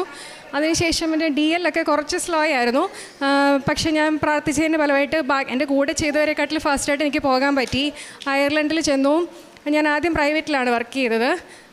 ഇപ്പോൾ ഞാൻ ഗവൺമെൻറ്റിലാണ് വർക്ക് ചെയ്യുന്നത്. ഞാൻ ഈ കഴിഞ്ഞ ഡിസംബറിൽ ഞാനിവിടെ വന്നിട്ടുണ്ടായിരുന്നു. അപ്പം ഞാൻ ഉടമ്പടിയിൽ വെച്ചിരുന്നതാണ്. ഞാൻ വർക്ക് ചെയ്യുന്ന സ്ഥലത്തിൻ്റെ പേര് സെൻറ്റ് മേരീസ് എന്നാണ്, ഗവൺമെൻറ്റിലാണ്. അത് മാതാവിൻ്റെ പേരിലുള്ള ഈ സ്ഥലത്ത് തന്നെ എനിക്ക് വർക്ക് ചെയ്യാൻ സാധിക്കണം എന്ന് പറഞ്ഞതിൻ്റെ പേരിൽ എനിക്കവിടെ ഇപ്പം ഞാൻ ഒരു മാസമായി അവിടെ നിന്ന് ജോലിക്ക് കയറി 2 ദിവസം കഴിഞ്ഞപ്പോൾ തന്നെ എൻ്റെ മാനേജറിൻ്റെ അടുത്ത് എനിക്കിവിടെ എനിക്ക് കുഞ്ഞിനെ ഇവിടെ നാട്ടിലാക്കിയേ വേണം, സാക്ഷ്യം പറയാൻ അവസരം കിട്ടാൻ വേണ്ടി ഞാൻ ചോദിച്ചപ്പോൾ എനിക്ക് പെട്ടെന്ന് തന്നെ ആനുവൽ ലീവ് 2 വീക്സിലേക്ക് തന്നു. അതുകൊണ്ടാണ് ഞാനിപ്പോൾ നാട്ടിലേക്ക് വന്നത്. എൻ്റെ മൂത്ത മോന് ഇപ്പോൾ 11 വയസ്സുണ്ട്. അവന് ഒരു 8 വയസ്സ് കഴിഞ്ഞപ്പോൾ മുതൽ അവൻ എപ്പോഴും വഴക്കുണ്ടാക്കുമായിരുന്നു. അവന് മാത്രം അനിയനില്ല എന്ന് പറഞ്ഞിട്ട്. അപ്പോൾ ഞങ്ങൾ അതുവരെ ഒരു കുട്ടിക്ക് വേണ്ടി, രണ്ടാമതൊരു കുട്ടിക്ക് വേണ്ടി ഞങ്ങൾ ശ്രമിച്ചിട്ടില്ലായിരുന്നു. കാരണം എൻ്റെ സിസ്റ്റർ ഇൻ ലോ പ്രഗ്നൻ്റ് ആയിരിക്കുമ്പോൾ ഒരു കാർഡിയാക് അറസ്റ്റിൽ കുഞ്ഞ് മരിച്ചു പോയതാണ്. അപ്പോൾ ആ ഒരു ടെൻഷനിൽ ഞങ്ങൾ പിന്നെ നോക്കിയിട്ടില്ലായിരുന്നു. പക്ഷേ എൻ്റെ മൂത്ത മോൻ്റെ വിഷമം കാരണമാണ് ഞങ്ങൾ വീണ്ടും ട്രൈ ചെയ്തപ്പോൾ ഞങ്ങൾക്ക് കുഞ്ഞുങ്ങളുണ്ടാവുന്നില്ലായിരുന്നു. അപ്പോൾ 2024 നവംബറിൽ എൻ്റെ ഹസ്ബൻഡ് ഇവിടെ വന്നിട്ടുണ്ടായിരുന്നു, നാട്ടിൽ വന്നിട്ടുണ്ടായിരുന്നു. അപ്പോൾ ഞാൻ പറഞ്ഞു ഇവിടെ ഉടമ്പടി എടുക്കണം. അപ്പോൾ ഹസ്ബൻഡ് ഇവിടെ വന്ന് ക്ലാസ് അറ്റൻഡ് ചെയ്തിട്ട് പറഞ്ഞു ഇത് എന്നെ കൊണ്ട് നടക്കുന്ന കാര്യമല്ല. അപ്പോൾ ഞാൻ വീണ്ടും കരഞ്ഞ് പറയാൻ തുടങ്ങി എങ്ങനെയെങ്കിലും ഉടമ്പടി എടുത്ത് പറ്റത്തുള്ളൂ. അപ്പോൾ എനിക്ക് വേണ്ടി സംബന്ധിച്ച ആളും ഉടമ്പടി എടുത്തു. ഉടമ്പടി എടുത്തതിൻ്റെ ഫലമായിട്ട് 1 മാസം കഴിഞ്ഞപ്പോൾ ഞാൻ വീണ്ടും പ്രഗ്നൻ്റ് ആയി. അപ്പോൾ ഞാൻ 3 പ്രാവശ്യം ബൈബിള് വായിച്ചപ്പോൾ എനിക്ക് മാതാവ് മറിയം ഗർഭം ധരിച്ച് ഒരു പുത്രനെ പ്രസവിച്ചു എന്നുള്ള വചനം എനിക്ക് കിട്ടിയിരുന്നു. അപ്പോൾ ഞങ്ങൾക്ക് ഈ കുഞ്ഞിനെ ലഭിച്ചത് മാതാവിൻ്റെ അനുഗ്രഹം കൊണ്ടാണെന്ന് ഞങ്ങൾ ഉറച്ച് വിശ്വസിക്കുന്നു. അപ്പോൾ എനിക്ക് ഉറപ്പായിരുന്നു ഇവൻ ഒരു കുറവും വരില്ല, നല്ല ആരോഗ്യവാനായ കുട്ടിയെ തന്നെ ജനിക്കുമെന്ന് എനിക്ക് നല്ല ഉറപ്പായിരുന്നു. അതുപോലെ തന്നെ കുട്ടിക്ക് കുഴപ്പമൊന്നുമില്ല. അവൻ കരയുമ്പോൾ ഞാനവന് പാടിക്കൊടുക്കുന്നത് ഓ ദിവ്യമാം സ്നേഹമേ എന്ന് പറയുന്ന പാട്ടാണ് പാടിക്കൊടുക്കുന്നത്. അത് കേൾക്കുമ്പോഴേ അവൻ സൈലൻ്റ് ആകും, അവൻ ഉറങ്ങുകയും ചെയ്യും. അപ്പോൾ മൊബൈലിൽ ഞാൻ കാർട്ടൂൺസ് ഒന്നും കാണിക്കത്തില്ല. ഞാൻ ഇവിടുത്തെ കൃപാസനത്തിലെ ലൈവ് വീഡിയോ ഒക്കെ വെച്ച് കൊടുക്കുമ്പോൾ ആൾ പെട്ടെന്ന് സൈലൻ്റ് ആകും. അതാണ് എൻ്റെ ഏറ്റവും വലിയ സാക്ഷ്യം. പിന്നെ എനിക്ക് ജോലിയുടെ കാര്യത്തിൽ പ്രൈവറ്റ് ജോലി ആദ്യം അയർലൻഡിലേക്ക് ചെന്ന് കഴിഞ്ഞിട്ടൊരു ആപ്റ്റിറ്റ്യൂഡ് ടെസ്റ്റ് ഉണ്ടായിരുന്നു. ആപ്റ്റിറ്റ്യൂഡ് ടെസ്റ്റും ഇതേപോലെ 2 അറ്റംപ്റ്റ്സേ ഉള്ളൂ. അത് പാസ്സായില്ലെങ്കിൽ നമുക്ക് തിരിച്ചു വരണം. അങ്ങനെ ഒരു സിറ്റുവേഷനായിരുന്നു. അപ്പോൾ എൻ്റെ ഫസ്റ്റ് അറ്റംപ്റ്റിൽ 14 സ്റ്റേഷനാണുള്ളത്. ആദ്യത്തെ സ്റ്റേഷനിൽ എനിക്ക് അത് തണുപ്പ് സമയമായിരുന്നുകൊണ്ട് എൻ്റെ കൈ മരച്ചിരിക്കുമായിരുന്നു. അപ്പോൾ ഒരു എഴുതുന്ന സ്റ്റേഷനായിരുന്നു. അതെനിക്ക് 3 മിനിറ്റ് കൊണ്ട് എഴുതേണ്ടത് 9 മിനിറ്റ് കൊണ്ടാണ് എഴുതി തീർക്കാൻ പറ്റിയത്. അപ്പോൾ എൻ്റെ എക്സാമിനർ എന്നോട് പറഞ്ഞു സാരമില്ല, ഈ സ്റ്റേഷനിൽ നീ ഫെയിലാകും, പക്ഷേ ബാക്കി 13 സ്റ്റേഷനും ടെൻഷൻ അടിച്ച് കളയാതെ അത് നന്നായിട്ട് ചെയ്യുമെന്ന് എന്നോട് പറഞ്ഞിരുന്നു. പിന്നെ ഞാൻ ഇവിടുന്ന് ഉടമ്പടി വസ്തുക്കൾ എൻ്റെ കയ്യിലുണ്ടായിരുന്നു, അമ്മയുടെ കാശ് രൂപ എൻ്റെ കയ്യിലുണ്ടായിരുന്നു. ഞാനത് മുറുക്കെ പിടിച്ച് ഓരോ സ്റ്റേഷനും ചെയ്തു. റിസൾട്ട് വന്നപ്പോൾ അതിൻ്റെ റിസൾട്ട് ലാസ്റ്റാണ് വന്നത്. പക്ഷേ ഞാൻ എല്ലാ സ്റ്റേഷനും ഞാൻ ഫസ്റ്റ് അറ്റംപ്റ്റിൽ തന്നെ ക്ലിയർ ചെയ്തായിരുന്നു. അമ്മയുടെ അനുഗ്രഹം കൊണ്ട് മാത്രമാണ് എനിക്കത് ചെയ്യാൻ കഴിഞ്ഞത് ഞാൻ ഉറച്ചു വിശ്വസിക്കുന്നു. പിന്നെ എൻ്റെ അയർലൻഡ് ഡ്രൈവിംഗ് ലൈസൻസ് ഇതേപോലെ ഞാൻ വണ്ടിയിൽ കയറി ടെസ്റ്റിൻ്റെ മുമ്പ് രാവിലെ തൈലം പൂശി സ്റ്റിയറിംഗ് വീലിലൊക്കെ കുരിശ് വരച്ച് പ്രാർത്ഥിച്ചിട്ടാണ് പോയത്. അതിൻ്റെ ഫലമായിട്ടാണ് അയർലൻഡിൽ ഡ്രൈവിംഗ് ടെസ്റ്റ് പാസ്സാകുന്ന വലിയ പാടുള്ള കാര്യമാണ്. അതും എനിക്ക് പാസ്സാകാൻ കഴിഞ്ഞു. പിന്നെ എനിക്ക് വണ്ടി പാസ്സായെങ്കിലും ഞാൻ പ്രഗ്നൻ്റ് ആയിരുന്ന സമയത്താണ് പാസ്സായത്. അതുകൊണ്ട് കുറച്ച് നാൾ ഞാൻ ഡ്രൈവ് ചെയ്യുന്നില്ലായിരുന്നു. അതിന് ശേഷം എനിക്ക് ജോലി കിട്ടിയതിന് ശേഷം എനിക്ക് വലിയ റോഡുകളിലൂടെയൊക്കെ പോകാൻ പേടിയായിരുന്നു. അപ്പം ഞാൻ അച്ഛൻ്റെ ടോക്കൊക്കെ കേട്ടൊക്കെയാണ് പോകുന്നത്. ഇപ്പം എനിക്ക് നല്ല കോൺഫിഡൻസോടുകൂടി വണ്ടി ഓടിച്ച് പോകാൻ സാധിക്കുന്നുണ്ട്. അതിനും അമ്മയ്ക്ക് ഒരുപാട് നന്ദി പറയുന്നു. പിന്നെ എനിക്ക് ഒരുപാട് എൻ്റെ ഗവൺമെൻറ് ജോബിൻ്റെ കാര്യം ഞാൻ ഈ ഡിസംബറിൽ ഇവിടെ വന്നപ്പോൾ എനിക്കിനിയൊരു മറ്റേണിറ്റി ലീവ് കഴിഞ്ഞൊരു പെർമനൻറ്റ് ജോബിലേക്ക് പോകാനായിരുന്നു എനിക്ക് താല്പര്യം. അപ്പോൾ ഞാൻ ഇൻ്റർവ്യൂ പാസ്സായത് നാട്ടിൽ വന്ന സമയത്ത് ഒരു പ്രൈവറ്റ് ഇൻ്റർവ്യൂ അറ്റൻഡ് ചെയ്തു, ഒരു ഗവൺമെൻറ്റിൻ്റെ ഇൻ്റർവ്യൂ അറ്റൻഡ് ചെയ്തായിരുന്നു. ഗവൺമെൻറ്റിൻ്റെ ഈ 2 ഇൻ്റർവ്യൂ അറ്റൻഡ് ചെയ്ത റിസൾട്ടിൻ്റെ പ്രിൻ്റ് ഔട്ട് എടുത്തിട്ട് ഞാനിവിടെ അച്ഛനെ കാണാൻ വന്നിട്ടുണ്ടായിരുന്നു. അപ്പോൾ അച്ഛനെ കണ്ട് ഇവിടെ അൾത്താരയിൽ മുട്ടുകുത്തി നിന്നപ്പോൾ എനിക്കൊന്നും പറയാൻ പറ്റിയില്ല. എനിക്ക് ഭയങ്കര സങ്കടമായിരുന്നു. അച്ഛൻ ആ കുരിശ് എൻ്റെ കയ്യിൽ പിടിക്കാൻ നിന്നപ്പോൾ എനിക്ക് ഭയങ്കര സന്തോഷമായിരുന്നു. എനിക്കൊന്നും പറയാൻ പറ്റിയില്ല. അച്ഛൻ എന്നോട് ചോദിച്ചു എന്തിനാ മോളെ കരയുന്നതെന്ന് ചോദിച്ചു. ഞാനൊന്നും പറഞ്ഞില്ല. പേപ്പർ എന്തായാലും അച്ഛൻ്റെ കയ്യിൽ കൊടുത്തിട്ടുണ്ട്. അച്ഛൻ എൻ്റെ മുഖത്ത് തട്ടിയിട്ട് വിഷമിക്കണ്ടെന്ന് പറഞ്ഞു. ആ ജോലി തന്നെ എനിക്ക് കിട്ടി. അതിനു മുമ്പ് ഒരു 2 വർഷത്തോളം എനിക്ക് ഏജൻസി ഷിഫ്റ്റ് ചെയ്യേണ്ടി വന്നിട്ടുണ്ടായിരുന്നു. ഏജൻസി ഷിഫ്റ്റ് പല സ്ഥലങ്ങളിലാണല്ലോ നമ്മൾ പോയി വർക്ക് ചെയ്യേണ്ടി വരുന്നത്. അപ്പോൾ എനിക്ക് സ്റ്റാർട്ടിങ്ങിൽ ഭയങ്കര ബുദ്ധിമുട്ടുണ്ടായിരുന്നു. ഈ ഒരു പരിചയമില്ലാത്ത സ്ഥലത്ത് എങ്ങനെ പോയി വർക്ക് ചെയ്യുന്നൊരു വിഷമം ഉണ്ടായിരുന്നു. അന്ന് ഇതുപോലെ ഡെയിലി ബ്രെഡ് ഒരു ദിവസം പ്രവർത്തിക്കുമ്പോൾ അച്ഛൻ പറഞ്ഞു ചില ആൾക്കാർ പുതിയതായിട്ടൊരു കാര്യം ചെയ്യാൻ തുടങ്ങുന്നതിന് മുമ്പ് വളരെ ടെൻഷൻ അടിക്കുന്നുണ്ടായിരിക്കും, ഞാനിത് ചെയ്തിട്ടില്ലാത്ത കാര്യമാണെന്ന് ഓർത്ത് വിഷമിക്കുന്നുണ്ട്. അങ്ങനെയുള്ളവർ വിഷമിക്കേണ്ട. നിങ്ങൾ ചിലപ്പോൾ ഒരു ഹോസ്പിറ്റലിലേക്ക് ആദ്യമായിട്ട് പോകുന്നതായിരിക്കും, പക്ഷേ നിങ്ങൾ ടെൻഷൻ അടിക്കേണ്ട. എല്ലാം മാതാവിനെ ഏൽപ്പിച്ചിട്ട് പോയാൽ മതി, നിങ്ങളുടെ കാര്യമൊക്കെ വളരെ ഭംഗിയായിട്ട് നടക്കുമെന്ന് പറഞ്ഞ് അച്ഛൻ അന്ന് പ്രാർത്ഥിച്ചു. അന്ന് മുതലാണ് ഞാൻ ഈ ഏജൻസി ഷിഫ്റ്റ് ധൈര്യത്തോടു കൂടി പോകാൻ തുടങ്ങിയത്. ഞാൻ പോകുമ്പോൾ എൻ്റെ പോക്കറ്റിൽ ഞാൻ നൈറ്റ് ഷിഫ്റ്റാണ് ചെയ്തുകൊണ്ടിരുന്നത്. പോകുന്നതിന് മുമ്പ് ഞാൻ വൈകുന്നേരത്തെ പ്രാർത്ഥന ചൊല്ലിയിട്ട് എൻ്റെ പോക്കറ്റിൽ ജപമാലയും ഇടും, കുറച്ച് കുറച്ച് ഉടമ്പടി ഉപ്പും ഇട്ടിട്ടാണ് പോകുന്നത്. അപ്പം ഞാൻ ഇത്രയും നാൾ ജോലി ചെയ്തപ്പോൾ ഏറ്റവും സന്തോഷമായിട്ടാണ് എനിക്ക് ഡ്യൂട്ടി കഴിഞ്ഞിട്ട് അവിടെ നിന്ന് ഇറങ്ങാൻ പറ്റിയിട്ടുള്ളത്. അത് എനിക്ക് ഒരിക്കലും മറക്കാൻ പറ്റാത്ത കാര്യങ്ങളായിരുന്നു. അപ്പോൾ പോകുന്ന വഴിക്ക് ഞാൻ ചിലപ്പോൾ ബസ്സിലായിരിക്കും പോകുന്നത്. പോകുമ്പോൾ ഞാൻ കൊന്ത ചൊല്ലിയിട്ടായിരിക്കും പോകുന്നത്. അപ്പോൾ ഓരോ പ്രാവശ്യം കൊന്ത ചൊല്ലുന്നതിൻ്റെയും ഗുണങ്ങൾ എനിക്ക് ഡ്യൂട്ടി ചെയ്യുമ്പോഴത്തേക്ക് ഭയങ്കരമായിട്ട് ഫീൽ ചെയ്യുമായിരുന്നു. ചിലപ്പോൾ ഈ പേഷ്യൻസ് തന്നെ എൻ്റെ മുഖത്ത് നോക്കി ഒരുപാട് സന്തോഷിക്കുന്നത് ഞാൻ കണ്ടിട്ടുണ്ട്. അപ്പോൾ എനിക്കറിയാം ഇവരെന്നെ നോക്കിയല്ല സന്തോഷിക്കുന്നത്, എൻ്റെ കൂടെയുള്ള ആൾ മാതാവിനെ നോക്കിയാണ് സന്തോഷിക്കുന്നതെന്ന് എനിക്ക് എപ്പോഴും അറിയാമായിരുന്നു. ഇങ്ങനെ ഒരുപാട് കാര്യങ്ങൾ എൻ്റെ ജീവിതത്തിൽ നടന്നിട്ടുണ്ട്. കാര്യങ്ങൾ നടക്കാൻ വേണ്ടിയിട്ടല്ല, എനിക്ക് മാതാവിനോടും ഈശോയോടും ഭയങ്കര ഇഷ്ടമാണ്. അതുകൊണ്ടാണ് ഞാൻ ഇത് കണ്ടിന്യൂ ചെയ്ത് പോകുന്നത്. എന്നെ ഒരുപാട് പേര് എന്നോട് ചോദിച്ചിട്ടുണ്ട്, നിന്നെ ആരെങ്കിലും പ്രലോഭിപ്പിച്ചിട്ടാണോ നീ ഇങ്ങോട്ട് വരുന്നതെന്ന്. അങ്ങനെയല്ല, എനിക്ക് ബൈബിളിൽ വചനം കിട്ടാറുണ്ട്, നിങ്ങൾ എന്നെയല്ല, ഞാൻ നിങ്ങളെയാണ് തിരഞ്ഞെടുക്കുന്നതെന്ന്. അതിന് ഏറ്റവും വലിയ ഉദാഹരണമാണ് ആ ബസ് ഇവിടെ നിർത്തിയതുകൊണ്ട് മാത്രമാണ് ഞാനിവിടെ വന്ന് കയറിയതും കൃപാസനത്തെ പറ്റി അറിയാൻ എനിക്ക് കഴിഞ്ഞതും. എന്നോട് ആരോടെങ്കിലും മാതാവിനെ പറ്റി ചോദിക്കുന്നതൊക്കെ എനിക്ക് ഭയങ്കര സന്തോഷമുള്ള കാര്യമാണ്. എനിക്ക് ലോട്ടറി അടിച്ച ഫീലായിരിക്കും. അപ്പം ഇതുപോലെ തുടർന്ന് പോകാനാണ് എനിക്ക് വീണ്ടും ആഗ്രഹം. പിന്നെ അയർലൻഡിൽ പേപ്പർ കൊണ്ട് കൊടുക്കുമ്പോൾ ഞാൻ പോകുന്ന പള്ളിയിൽ അധികം ആൾക്കാരെ അങ്ങനെ കാണാറില്ല. പ്രായമായ കുറച്ച് പേരെയൊക്കെ ഞാൻ പോകുന്ന സമയങ്ങളിലൊക്കെ കണ്ടിട്ടുള്ളൂ. അപ്പോൾ എൻ്റെ മോൻ എൻ്റെ അടുക്ക് പറയും, ഇത് നമ്മൾ എപ്പോൾ കൊടുത്തു തീർക്കാനാന്ന് പറയും. പക്ഷേ ഞങ്ങൾ അങ്ങനെ പോകുന്ന ദിവസങ്ങളിലൊക്കെ പള്ളിയിൽ നിറയെ ആൾക്കാരായിരിക്കും.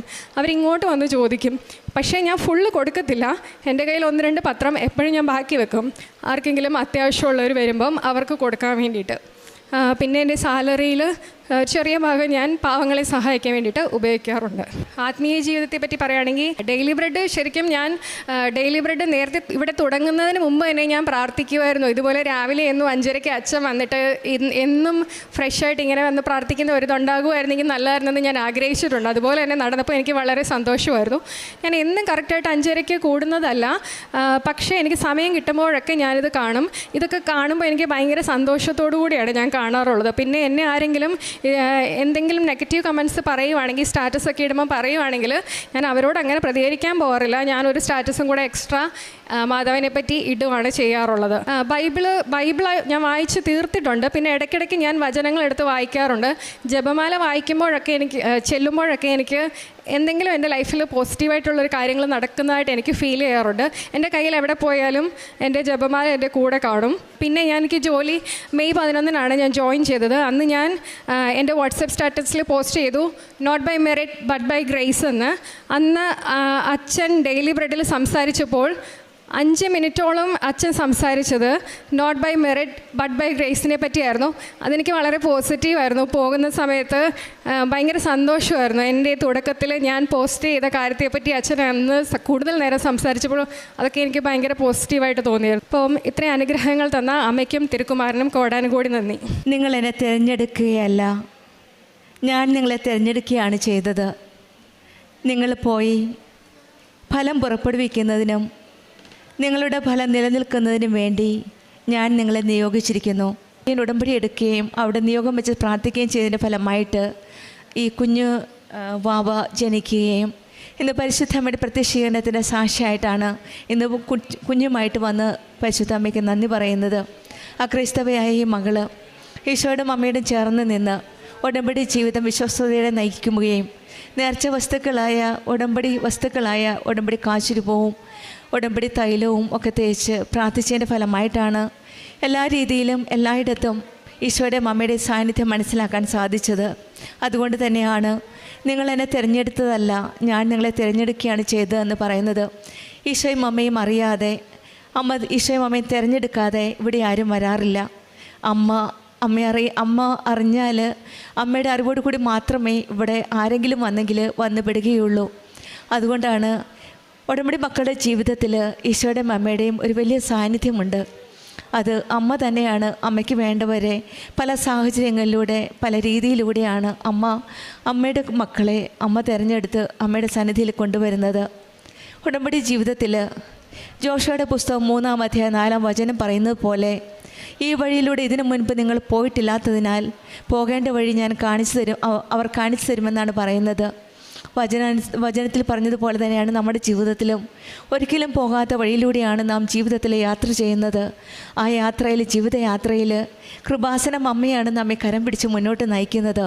ഈ മകളുടെ ഓരോ പരീക്ഷയുടെ സമയത്തും OET എക്സാമിനും ആപ്റ്റിറ്റ്യൂഡ് എക്സാമും ജോലിക്കുള്ള ഇൻ്റർവ്യൂവിനും അതും അയർലൻഡിലെ ഒരു ഗവൺമെൻറ് ജോലി കിട്ടുക, ഇതിനൊക്കെ ഉള്ള ഓരോ പ്രൊസീഡിങ്സിനുമെല്ലാം പരിശുദ്ധ അമ്മയുടെ ഒരു സാന്നിധ്യം, അമ്മയുടെ മധ്യസ്ഥതയിലൂടെയാണ് ഈശോയും അമ്മയും ഈ മകളെ ഇത്രയും നല്ല രീതിയിൽ അനുഗ്രഹിക്കുകയും കാത്തു സൂക്ഷിക്കുകയും കാത്തു പരിപാലിക്കുകയും ചെയ്തത്.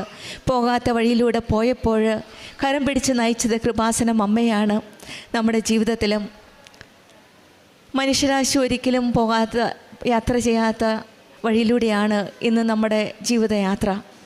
നാം അറിയാത്ത വഴിയിലൂടെ, ഒരു പുതിയ വഴികളിലൂടെ നടക്കുമ്പോൾ നമ്മുടെ ജീവിതയാത്രയിൽ ഒരു ആത്മീയതയാണ് ഉടമ്പടിയിലൂടെ നമ്മുടെ ജീവിതത്തിലേക്ക് നാം കൂട്ടുപിടിക്കുന്നത്. അതായത് ഉടമ്പടിയിലൂടെ ദൈവത്തിൻ്റെ സാന്നിധ്യം നമുക്ക് ഉറപ്പുണ്ട്. ആ ഉറപ്പിലാണ് നാം ജീവിതം നയിക്കുന്നത്. ഉടമ്പടി മക്കളുടെ ജീവിതത്തിൽ ഒന്നിനും ഭയപ്പെടേണ്ട ആവശ്യമില്ല. നമ്മളെ കാത്തു പരിപാലിക്കുന്ന ദൈവവും നമ്മെ സംരക്ഷിക്കുന്ന കൃപാസനം അമ്മയുമാണ് നമ്മുടെ കൂടെയുള്ളത്. നമ്മുടെ ജീവിതത്തിൽ ഉടമ്പടി നിയമങ്ങളെല്ലാം സമർപ്പിക്കുമ്പോൾ ഈശോയിലും അമ്മയുടെയും ശരണം പ്രാപിച്ച് ആ കരങ്ങളിലേക്ക് നമ്മുടെ ജീവിതം സമർപ്പിച്ച് നമ്മുടെ എല്ലാ കാര്യങ്ങളും കാത്തു പരിപാലിക്കുന്ന ആ ദൈവം നമ്മുടെ കൂടെയുണ്ടെന്ന് വിശ്വസിച്ച് ഉടമ്പടി ജീവിതം കൂടുതൽ തീഷ്ണതയോടെ, ആത്മാർത്ഥതയോടെ മുന്നോട്ട് നയിക്കുവാനുള്ള കൃപയ്ക്കായി നമുക്ക് പ്രാർത്ഥിക്കാം. രമ്യയ്ക്കും കുടുംബത്തിനും ലഭിച്ച ഈ അനുഗ്രഹം, പ്രത്യേകിച്ചും അച്ഛനെ കണ്ടപ്പോൾ ബ്ലെസ് ചെയ്തപ്പോൾ അച്ഛൻ പറയുകയുണ്ടായി എല്ലാം ശരിയാകും എന്ന്. രമ്യ കരഞ്ഞുകൊണ്ട് നിന്നപ്പോൾ, എങ്ങോട്ടാണ് പോകേണ്ടതെന്ന് അറിയാതെ വന്നപ്പോൾ അച്ഛൻ കൊടുത്ത മെസ്സേജ് അതായിരുന്നു. ബഹുമാനപ്പെട്ട ജോസഫ് അച്ഛൻ നൽകിയ പ്രാർത്ഥനയിൽ എല്ലാം ശരിയാകും, മോളെ എന്തിനാ കരയുന്നതെന്ന് ചോദിച്ചപ്പോൾ ഈ രമ്യക്കൊന്നും പറയാൻ പറ്റിയില്ല. കാരണം സങ്കടം കൊണ്ട് അച്ഛനും മുൻപിൽ മുട്ടുകുത്തിയപ്പോൾ അച്ഛൻ പ്രാർത്ഥിച്ചിട്ട് പറഞ്ഞത് എല്ലാം ശരിയാകും, വിഷമിക്കേണ്ട എന്നാണ്. അതിന് പ്രകാരമാണ് എല്ലാം നല്ല രീതിയിൽ തന്നെ ഈശോയും അമ്മയും ചെയ്തു കൊടുത്തത്. നമ്മുടെ ജീവിതത്തിൽ എല്ലാ കാര്യത്തിലും കാത്തുപരിപാലിക്കുന്ന ആ ദൈവമുണ്ട് നമ്മുടെ കൂടെ. നമുക്കും ആ ദൈവത്തിൽ ആശ്രയിച്ച് നമ്മുടെ ഉടമ്പടി ജീവിതം കൂടുതൽ വിശ്വസ്തതയെ മുന്നോട്ട് നയിക്കാം. രമ്യയ്ക്കും കുടുംബത്തിൽ ലഭിച്ച എല്ലാ അനുഗ്രഹങ്ങളും, പ്രത്യേകിച്ചും ഈ കുഞ്ഞു വാവയ്ക്കും ഗവൺമെൻറ് ജോലിക്കും കുടുംബത്തിൽ ലഭിച്ച അനുഗ്രഹങ്ങൾ. അങ്കു, ഞാൻ കൊല്ലം ജില്ലയിൽ മൈനകപ്പള്ളി എന്ന സ്ഥലത്തു നിന്നാണ് വരുന്നത്. പരിശുദ്ധ അമ്മ പ്രത്യക്ഷപ്പെട്ട ഈ ആൾത്താരയിൽ കയറി നിന്ന് ഞങ്ങളുടെ പ്രയാസങ്ങൾ പറയാനും ഞങ്ങളുടെ സന്തോഷങ്ങൾ പറയാനും അവസരം ഉണ്ടാക്കി തന്ന അമ്മയ്ക്കും തിരുക്കുമാരനും നൂറാനും കൂടി നന്ദി അറിയിക്കുന്നു. ഇതെൻ്റെ ഹസ്ബൻഡ് അജിത് കുമാർ. ഞങ്ങൾ 2025 ഓഗസ്റ്റ് 3-ാം തീയതിയാണ് ആദ്യമായിട്ട് ഇവിടെ വന്ന് ഉടമ്പടി എടുക്കുന്നത്. ഉടമ്പടി എടുക്കാനുണ്ടായ കാരണം ജപ്തി ഭീഷണി കാരണം ഞങ്ങൾക്ക് ജീവിക്കാൻ പറ്റത്തില്ല. എൻ്റെ 2 കൊച്ചു കുട്ടികളാണ് ഞങ്ങൾക്കുള്ളത്. എഴുന്നേറ്റ് നടക്കാൻ വയ്യാത്ത ഒരമ്മയും, ആ അമ്മയുമായിട്ട് ഞങ്ങൾ റോഡിലിറങ്ങേണ്ട ഒരവസ്ഥ വന്നു. ഞങ്ങളെ സഹായിക്കാൻ ആരുമില്ല. സാമ്പത്തിക ബാധ്യതകൾ കൊണ്ട് ഞങ്ങൾക്ക് ആത്മഹത്യ ചെയ്യണമെന്നുള്ള ഒരു ചിന്തയായിട്ട് ഞങ്ങൾ കഴിയുമായിരുന്നു. ആ സമയത്താണ് ഞാനിവിടെ വന്ന് ഉടമ്പടി എടുക്കുന്നത്. ഉടമ്പടി എടുത്ത് ഞങ്ങൾ പോയതിന് ശേഷം ഫെബ്രുവരി മാസത്തിൽ വീട്ടിൽ വന്നിട്ട് ഞങ്ങളുടെ വീടിൻ്റെ ജപ്തി നടപടിക്ക് വേണ്ടിയിട്ട് നോട്ടീസ് അടിക്കുകയും അതുപോലെ തന്നെ കോടതിയിൽ നിന്ന് വന്ന് ഞങ്ങൾ മാർച്ച് 17-ാം തീയതി ഞങ്ങൾ ഇറങ്ങിക്കൊടുക്കണമെന്ന് പറഞ്ഞു. ഞങ്ങൾ പറഞ്ഞു നമുക്കിനി വേറെ വഴികളൊന്നുമില്ല, നമുക്കൊരു കാര്യം ചെയ്യാം, നമുക്കങ്ങ് ആത്മഹത്യ ചെയ്യാമെന്ന് ചേട്ടൻ പറഞ്ഞു. പുറത്തോട്ട് പോയി കഴിഞ്ഞാൽ കൊച്ചു കുട്ടികളുമായിട്ട് എവിടെ പോവും? ഇത്രയും വയ്യാത്ത ഒരമ്മ ആരും ഞങ്ങളെ കയറ്റത്തില്ല, വാടകയ്ക്ക് പോലും ഒരു വീട് തരത്തില്ല, മലമൂത്ര വിസർജനം എല്ലാം പെരയ്ക്കകത്ത് തന്നെ. ആ അവസ്ഥയെ ഞങ്ങൾ വിഷമിച്ചിരിക്കുമ്പോഴാണ് ഞാൻ പറഞ്ഞു വേണ്ട, നമുക്ക് അച്ഛനെ പോയി കാണാം. അങ്ങനെ ഞങ്ങൾ കോടതിയിലെ പേപ്പറും ജപ്തി വന്ന പേപ്പറുമായിട്ട് ഞങ്ങളിവിടെ വന്ന് അച്ഛനെ വന്ന് കണ്ട് പ്രാർത്ഥിച്ച് അച്ഛൻ ഞങ്ങൾക്കൊരു കാശുരൂപം തന്ന് അത് കൊണ്ടുപോയി ഞങ്ങളുടെ വീട്ടിൽ കൊണ്ടുപോയി ഞങ്ങൾ സ്ഥാപിച്ചതിന് ശേഷം ഞാൻ എന്നും ഇരുന്ന് പ്രാർത്ഥിക്കും. ജോസഫ് അച്ഛൻ ഞങ്ങൾക്ക് കാശുരൂപം തരികയും അത് ഞങ്ങൾ വീട്ടിൽ കൊണ്ടുപോയി സ്ഥാപിക്കുകയും ചെയ്ത് എല്ലാ ദിവസവും ഞാനിങ്ങനെ പ്രാർത്ഥിച്ചുകൊണ്ടിരിക്കും. ഒരു ദിവസം അമ്മയുടെ രൂപത്തിലേക്ക് ഞാൻ നോക്കിയപ്പോൾ ഞാനൊരു ഫോട്ടോ കൊണ്ടുവന്ന് വീട്ടിൽ വെച്ചിട്ടുണ്ട്. ഞാൻ ആ ഫോട്ടോയിലേക്ക് നോക്കിയപ്പോൾ 17 എന്നൊരു അക്കം കാണുകയുണ്ടായി. ഞാനത് എൻ്റെ ചേട്ടനോടും പറഞ്ഞ് മക്കളോടും പറഞ്ഞു, മക്കളെ ഞാൻ ഇതുപോലെ ഒരു 17 എന്നൊരു അക്കം കാണുന്നുണ്ടെന്ന് പറഞ്ഞു. അപ്പം പിള്ളേരൊക്കെ പറഞ്ഞ് അമ്മയ്ക്ക് തോന്നലായിരിക്കും, അമ്മയുടെ തോന്നലല്ലാതെ 17 എന്തുവാ. അങ്ങനെ പറഞ്ഞിരിക്കുമ്പോഴാണ് ആദ്യം ഞങ്ങളെടുത്ത് ജപ്തി നടപടികൾ മാർച്ച് 13-ാം തീയതിയാണെന്ന് വന്ന് പറഞ്ഞ് കോടതിയിൽ നിന്ന് പറഞ്ഞു. ഞങ്ങളെ കൊണ്ട് ഒപ്പുപിടിയിച്ച് ഞങ്ങൾ ഇറങ്ങി കൊടുക്കാമെന്ന്. അപ്പോൾ അച്ഛൻ, ഞാൻ പറഞ്ഞില്ല, നമ്മൾ ഇറങ്ങേണ്ടി വരത്തില്ല, അച്ഛൻ തന്ന കാശ് രൂപ നമ്മുടെ കയ്യിലുണ്ട്, മാതാവ് നമ്മുടെ വീട്ടിലുണ്ട്, നമ്മളെ മാതാവ് രക്ഷിക്കും, ഒരു കാരണവശാലും നമ്മൾ ഇറങ്ങേണ്ടി വരത്തില്ല. അപ്പോൾ ചേട്ടൻ പറഞ്ഞിട്ട് ഒരു കാര്യവും ഇല്ല, നമുക്ക് ആരും സഹായിക്കാനില്ല, സാമ്പത്തിക ബുദ്ധിമുട്ടാണ്, എൻ്റെ വീട്ടിലും ആരും സഹായിക്കാനില്ല. പിന്നെ ചേട്ടൻ്റെ ഒരു സിസ്റ്ററുണ്ട്, ആൾ ചേട്ടൻ്റെ അനിയന് വേണ്ടിയിട്ട് ഒരുപാട് പൈസ സഹായിച്ചുകൊണ്ട് അയാൾക്കും ഒരു മാർഗവും ഇല്ലാത്ത അവസ്ഥയാണ്. ഈ ജപ്തി നടപടിയാണെന്ന് പിന്നെ ഞാൻ ചേട്ടൻ്റെ പെങ്ങളെ വിളിച്ച് പറഞ്ഞു, ഞങ്ങൾ ഇതുപോലെ ജപ്തിയാണ്, ഞങ്ങൾ 17-ാം തീയതിയാണ് ജപ്തി, ഇനി അടുത്ത നടപടികൾ, ഞങ്ങൾ ഇറങ്ങത്തില്ല. ഇറങ്ങേണ്ട ഒരവസ്ഥ വന്നാൽ ഞങ്ങൾ ജീവനോട് ഈ ഭൂമി കാണത്തുമില്ലെന്ന് ഞാൻ പറഞ്ഞു. അപ്പോൾ പെങ്ങൾ പറഞ്ഞു, ഇയാൾ സമാധാനപ്പെടുക, ഇയാളൊന്ന് വിഷമിക്കാതിരിക്കും, നമുക്ക് എന്തെങ്കിലും ഒരു വഴി നോക്കാമെന്ന് പറഞ്ഞു. അങ്ങനെ അയാൾ പറഞ്ഞിട്ട് പോയി. ജപ്തിക്ക് 3 ദിവസമേ ഉള്ളൂ, അപ്പോഴും ഒരു കാര്യങ്ങൾ നടക്കുന്നില്ല. 3 ദിവസത്തേക്ക് മുമ്പ് അയാൾ പറഞ്ഞിടേ നടക്കത്തില്ല, ഒരു രക്ഷയില്ല. ഞാൻ പറഞ്ഞു, ഇല്ല ചേട്ടാ വിഷമിക്കണ്ട, നടക്കും, അമ്മ നമ്മളെ രക്ഷിക്കുമെന്ന് പറഞ്ഞു. അങ്ങനെ 16-ാം തീയതി രാവിലെ അയാൾ വന്നിട്ട് പറഞ്ഞു, ഇയാളുടെ പ്രാർത്ഥന മാതാവ് കേട്ട്, ഇയാൾ വിഷമിക്കണ്ടാടേ, പൈസയുടെ കാര്യം എല്ലാം റെഡി ആയിട്ടുണ്ടെന്ന് പറഞ്ഞ് എന്നെ വിളിച്ചു കൊണ്ടുപോയി. എവിടെ നിന്നൊക്കെയാണെന്നൊന്നും എനിക്കറിയത്തില്ല, പലരുടെ കയ്യിൽ നിന്ന് കടം വാങ്ങിച്ചു കൊണ്ടുവന്ന 16-ാം തീയതി കൊണ്ടുവന്ന ബാങ്കിൽ കൊണ്ടുവന്ന പൈസ അടച്ച് അന്ന് തന്നെ ഞങ്ങളുടെ പ്രമാണവും ഞങ്ങളുടെ കൈകളിൽ കിട്ടി. 3 ദിവസത്തിനുള്ളിൽ ഈ 9 ലക്ഷം രൂപ എങ്ങനെ ഉണ്ടാക്കിയെന്നൊന്നും എനിക്കറിയത്തില്ല. അത് അമ്മയുടെ ഒരു കൃപ കൊണ്ട് മാത്രമാണ്. അമ്മയാണ് ആ ചേട്ടൻ്റെ പെങ്ങൾ ബീന, ആ സഹോദരിയെ കൊണ്ട് ഇത്രയും പൈസ ഒപ്പിക്കാനും അതിലെല്ലാം അവൾക്ക് മനസ്സുണ്ടാക്കിയത് അമ്മ മാതാവ് തന്നെയാണ്, തിരുകുമാരനുമാണ്. അല്ലെങ്കിൽ അവൾക്ക് അങ്ങനെ ചെയ്യാൻ പറ്റില്ല. അവൾ അത്രമാത്രം സാമ്പത്തിക ബുദ്ധിമുട്ടിൽ അനുഭവിച്ചുകൊണ്ടിരിക്കുന്ന ഒരു ആളാണ്. ആ ആൾ ഇത്രയും രൂപ 9 ലക്ഷം രൂപയൊക്കെ ഒപ്പിക്കുക എന്ന് പറഞ്ഞാൽ അസാധ്യമായ കാര്യമാണ്. പിന്നെ അങ്ങനെ ഞങ്ങൾ പ്രമാണം എടുത്ത് ഇപ്പം ഞങ്ങൾക്ക് സത്യം പറഞ്ഞാൽ എന്ത് പറയണമെന്ന് എനിക്കറിയത്തില്ല. എത്രമാത്രം നന്ദി പറഞ്ഞാലും മാതാവിനോട് പറഞ്ഞാലും തീരത്തില്ല. എൻ്റെ കുട്ടികളും സന്തോഷത്തിലാണ്. പിന്നെ എൻ്റെ ചേട്ടൻ്റെ കക്ഷത്താണെങ്കിൽ ഒരു 3 വർഷമായിട്ട് ഒരു മുഴയുണ്ടായിരുന്നു. ചേട്ടൻ പറയും, ഈ ഭാഗത്ത് എനിക്കൊരു മുഴയുണ്ടായിരുന്നു. അത് എൻ്റെ ഭാര്യ തന്നെ അമ്മയുടെ പ്രാർത്ഥിക്കുകയും തൈലവും പൂശി കുറച്ച് ദിവസം കഴിഞ്ഞപ്പോൾ അവൾ തന്നെ അത് നോക്കി. അപ്പോൾ ആ സ്ഥാനത്ത് ഒന്നുമില്ലാത്ത ഒരു കണ്ടു. അങ്ങനെ ഞങ്ങൾക്ക് പൂർണ്ണമായിട്ടും അത്തരം വിശ്വാസങ്ങൾ അമ്മയിൽ നിന്നും ഒരുപാട് കാര്യങ്ങളും ഞങ്ങൾക്ക് പഠിക്കാനുണ്ടായി. ഇപ്പോൾ അതുപോലെ തന്നെ ഞാൻ ഓട്ടോ ഓടുന്ന ഒരു ഡ്രൈവറാണ്. കുറച്ച് കാലത്തിന് മുമ്പ് ഞങ്ങൾ ഈ കൃപാസനത്തിൽ വരുന്നതിന് മുമ്പ് വണ്ടി കേടാവും, കൊണ്ടുപോയി ശരിയാക്കും, 2-3 ദിവസം ഓടും, പിന്നെയും കേടാവും, അങ്ങനെ നിരന്തരം അങ്ങ് കേടാവുന്ന ഒരവസ്ഥയാണ്. അതിനുശേഷം ഞങ്ങൾ ഈ കൃപാസനത്തിൽ വരാൻ തുടങ്ങിയതിന് ശേഷം ഇന്നേ വരെ എൻ്റെ വണ്ടി കേടാകുകയോ ഓടാതിരുന്നിട്ടോ ഇല്ല. ഞങ്ങൾക്ക് നല്ല ജീവിതവും ഞങ്ങൾ സന്തോഷവും ദൈവം ഈ കാലയളവിൽ ഇവിടെ വരാൻ തുടങ്ങിയതിന് ശേഷം തരുന്നുണ്ട്. അതുപോലെ തന്നെ എൻ്റെ ഭാര്യ പറഞ്ഞതുപോലെ തന്നെ ഞങ്ങളുടെ ജപ്തി നടപടികൾ പലപ്പോഴും ഞാൻ ആത്മഹത്യ ചെയ്യാൻ അവരെ ആരെയും അറിയിക്കാതെ ഞാൻ ഒരുങ്ങിയിട്ടുണ്ട്.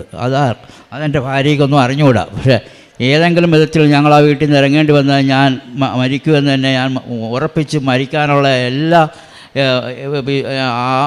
ഒരു എൻ്റെ ആത്മവിശ്വാസം ഞാൻ എൻ്റെ മനസ്സിൽ ഉണ്ടാക്കിയിട്ടുണ്ടായിരുന്നു. അത് ആർക്കാർക്കും അറിഞ്ഞുകൂടാ. അങ്ങനെ ഒരുപാട് ദൈവത്തെ ഞാൻ വിളിക്കുകയും എൻ്റെ മാതാവിനെ ഞാൻ വിശ്വസിക്കുകയും എല്ലാ അർത്ഥത്തിലും എൻ്റെ കുടുംബത്തിൽ ഇപ്പോൾ സന്തോഷമാണ്. അതിന് എൻ്റെ മാതാവിനും യേശുവിനും ഞാൻ 100,000 നന്ദി ഈ അവസരത്തിൽ ഞാൻ ചൊരിയുന്നു. പ്രേക്ഷിത പ്രവർത്തനമായിട്ട് ഞാൻ പത്രവും കൊണ്ട് ഓരോ ബസ് സ്റ്റാൻഡുകളിൽ പോകും. ബസ് സ്റ്റാൻഡുകളിൽ പോയി നിന്ന് അവിടെ നിന്ന് പത്രം കൊടുക്കുകയല്ല ഞാൻ. എന്നിട്ട് എൻ്റെ വിഷമങ്ങൾ, എനിക്ക് ഇന്ന് വരെ ഉണ്ടായ അനുഭവങ്ങളെക്കുറിച്ച് ഞാൻ അവരോട് പറയും. ഇവിടെ പറഞ്ഞത് മാത്രമല്ല, പറയാത്തതായി ചെറുതും വലുതുമായ ഒരുപാട് കാര്യങ്ങൾ എനിക്ക് അമ്മ സാധിച്ചു തന്നിട്ടുണ്ട്. അത് എത്രത്തോളം എനിക്ക് പറഞ്ഞ് തീർക്കാൻ പറയാനുള്ള സമയമില്ല. അതുകൊണ്ടാണ് എനിക്ക് ഒരുപാട് കാര്യങ്ങൾ.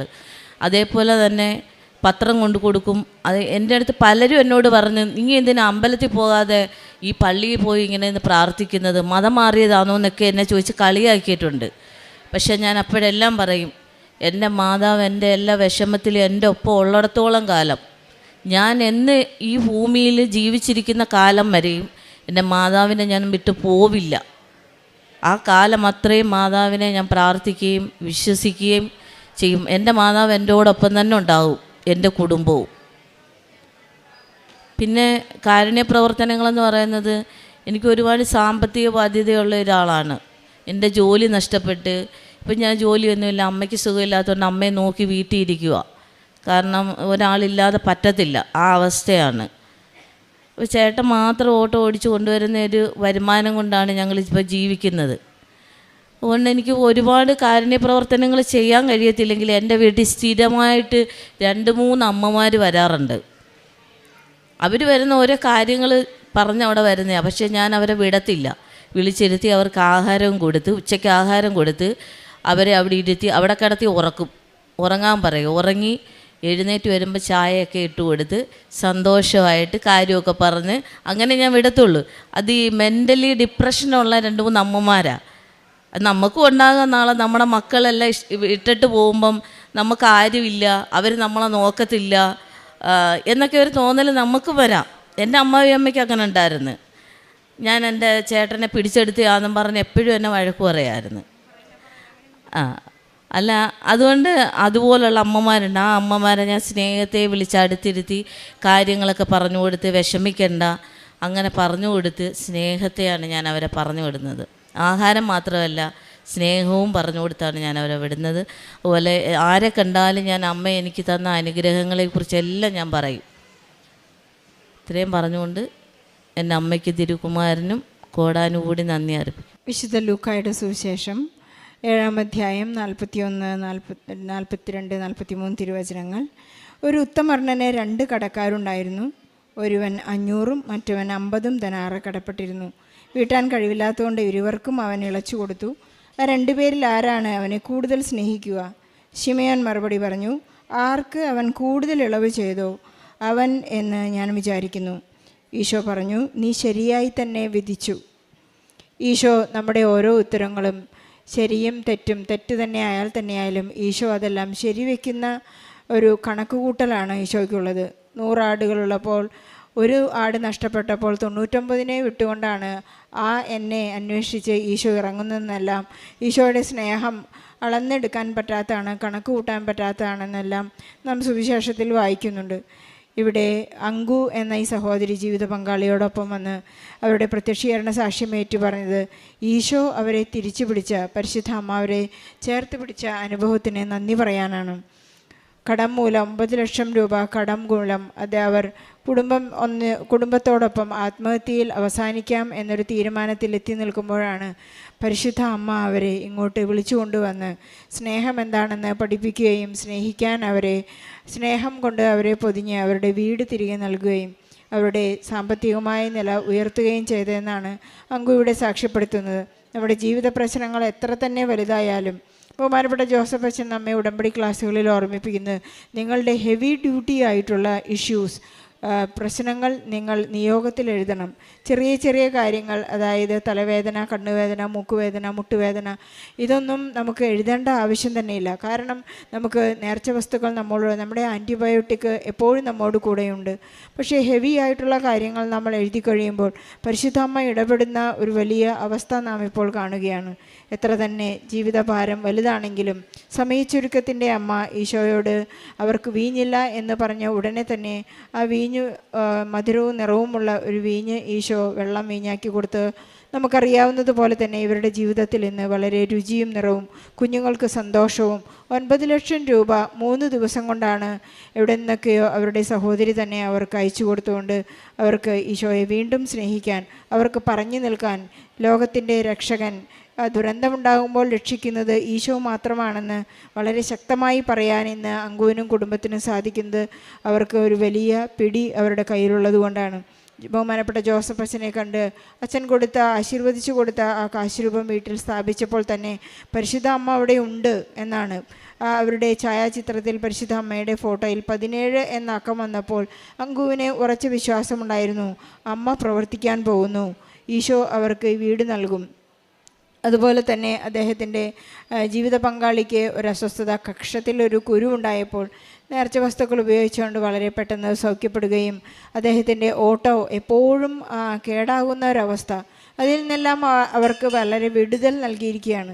നമ്മുടെ കുടുംബത്തിലെ വസ്തുക്കളായാലും ചെടികളായാലും മരങ്ങളായാലും ഫലങ്ങളായാലും ഈശോ തന്നെ അനുഗ്രഹിച്ച് നമുക്കെപ്പോഴും മന്ന ലഭിക്കുന്ന ഒരു അനുഭവമാണ് ഇന്ന് ഓരോ കുടുംബത്തിനും ഉണ്ടാകുന്നത്.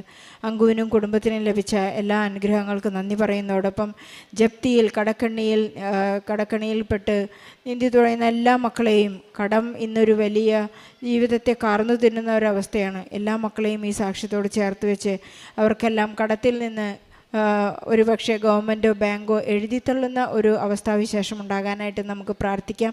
പരിശുദ്ധ അമ്മയിന് വേണ്ടി നമുക്ക് വേണ്ടി മാധ്യസ്ഥം ഉപേക്ഷിക്കട്ടെ. ശീകരണത്തിൻ്റെ സാക്ഷിയായി ഈ ആൾത്താരയിൽ സാക്ഷി പറയാൻ സാധിച്ചതിന് സർവശക്തനായ ദൈവത്തിന് നന്ദി പറയുന്നു. ഞാൻ ബോംബെ വാഷി സെയിൻറ്റ് തോമസ് ഇടവകയിൽ നിന്ന് വരുന്നു. ഞാനൊരു ടീച്ചറാണ്. സെൻറ്റ് മേരീസ് സ്കൂൾ വാഷിയിലെ ടീച്ചറാണ് ഞാൻ. 2024 ഞാൻ ആദ്യമായി CTET എക്സാമിന് അപ്പിയർ ചെയ്തു. CTET എന്ന് പറഞ്ഞാൽ CBSE നടത്തുന്ന ടീച്ചേഴ്സിനുള്ള എലിജിബിലിറ്റി ടെസ്റ്റാണ്. 150 ക്വസ്റ്റ്യൻ ഉണ്ട്, 150 മിനിറ്റ്. അത് OMR ഷീറ്റിലാണ് നമ്മൾ ആൻസർ ചെയ്യുന്നത്. OMR ഷീറ്റ് ബബിൾ ചെയ്യാൻ തന്നെ 15 മിനിറ്റ് സമയമുണ്ട്. അപ്പോൾ ഒരു ക്വസ്റ്റ്യൻ 1 മിനിറ്റ് പോലും കിട്ടത്തില്ല. അപ്പോൾ 2024 ഞാൻ ഉടമ്പടിയിലല്ലായിരുന്നു. കൃപാസനത്തെക്കുറിച്ച് ഞാൻ കേട്ടിട്ടുണ്ട്, പക്ഷേ എനിക്ക് അതിലത്ര വിശ്വാസം ഉണ്ടായിരുന്നില്ല. ആ സമയത്ത് എനിക്ക് എൻ്റെ മെറിറ്റിലായിരുന്നു വിശ്വാസം. ഞാൻ വിചാരിക്കുകയാണ്, ഞാൻ സയൻസിൽ ഒത്തിരി എനിക്കറിയാം, 30 എനിക്ക് സയൻസിൽ കിട്ടും എന്ന് ഞാൻ ഉറച്ചു വിശ്വസിച്ചു.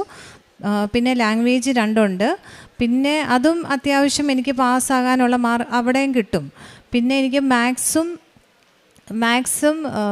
സൈക്കോളജി ഒന്ന് ബ്രഷപ്പ് ചെയ്താൽ മതി. സൈക്കോളജി ഞാൻ പണ്ട് ഇതെല്ലാം BEഡിൻ്റെ സമയത്ത് പഠിച്ചതാണ്. ഞാൻ MSc ഫിസിക്സ് ആണ്. അപ്പോൾ മാത്സും ഒന്ന് പഠിച്ചാൽ എനിക്ക് കിട്ടാവുന്നതേ ഉള്ളൂ. അങ്ങനെ വിചാരിച്ച് ഏകദേശം 2 മാസത്തോളം ഞാൻ നന്നായിട്ട് പഠിച്ചു.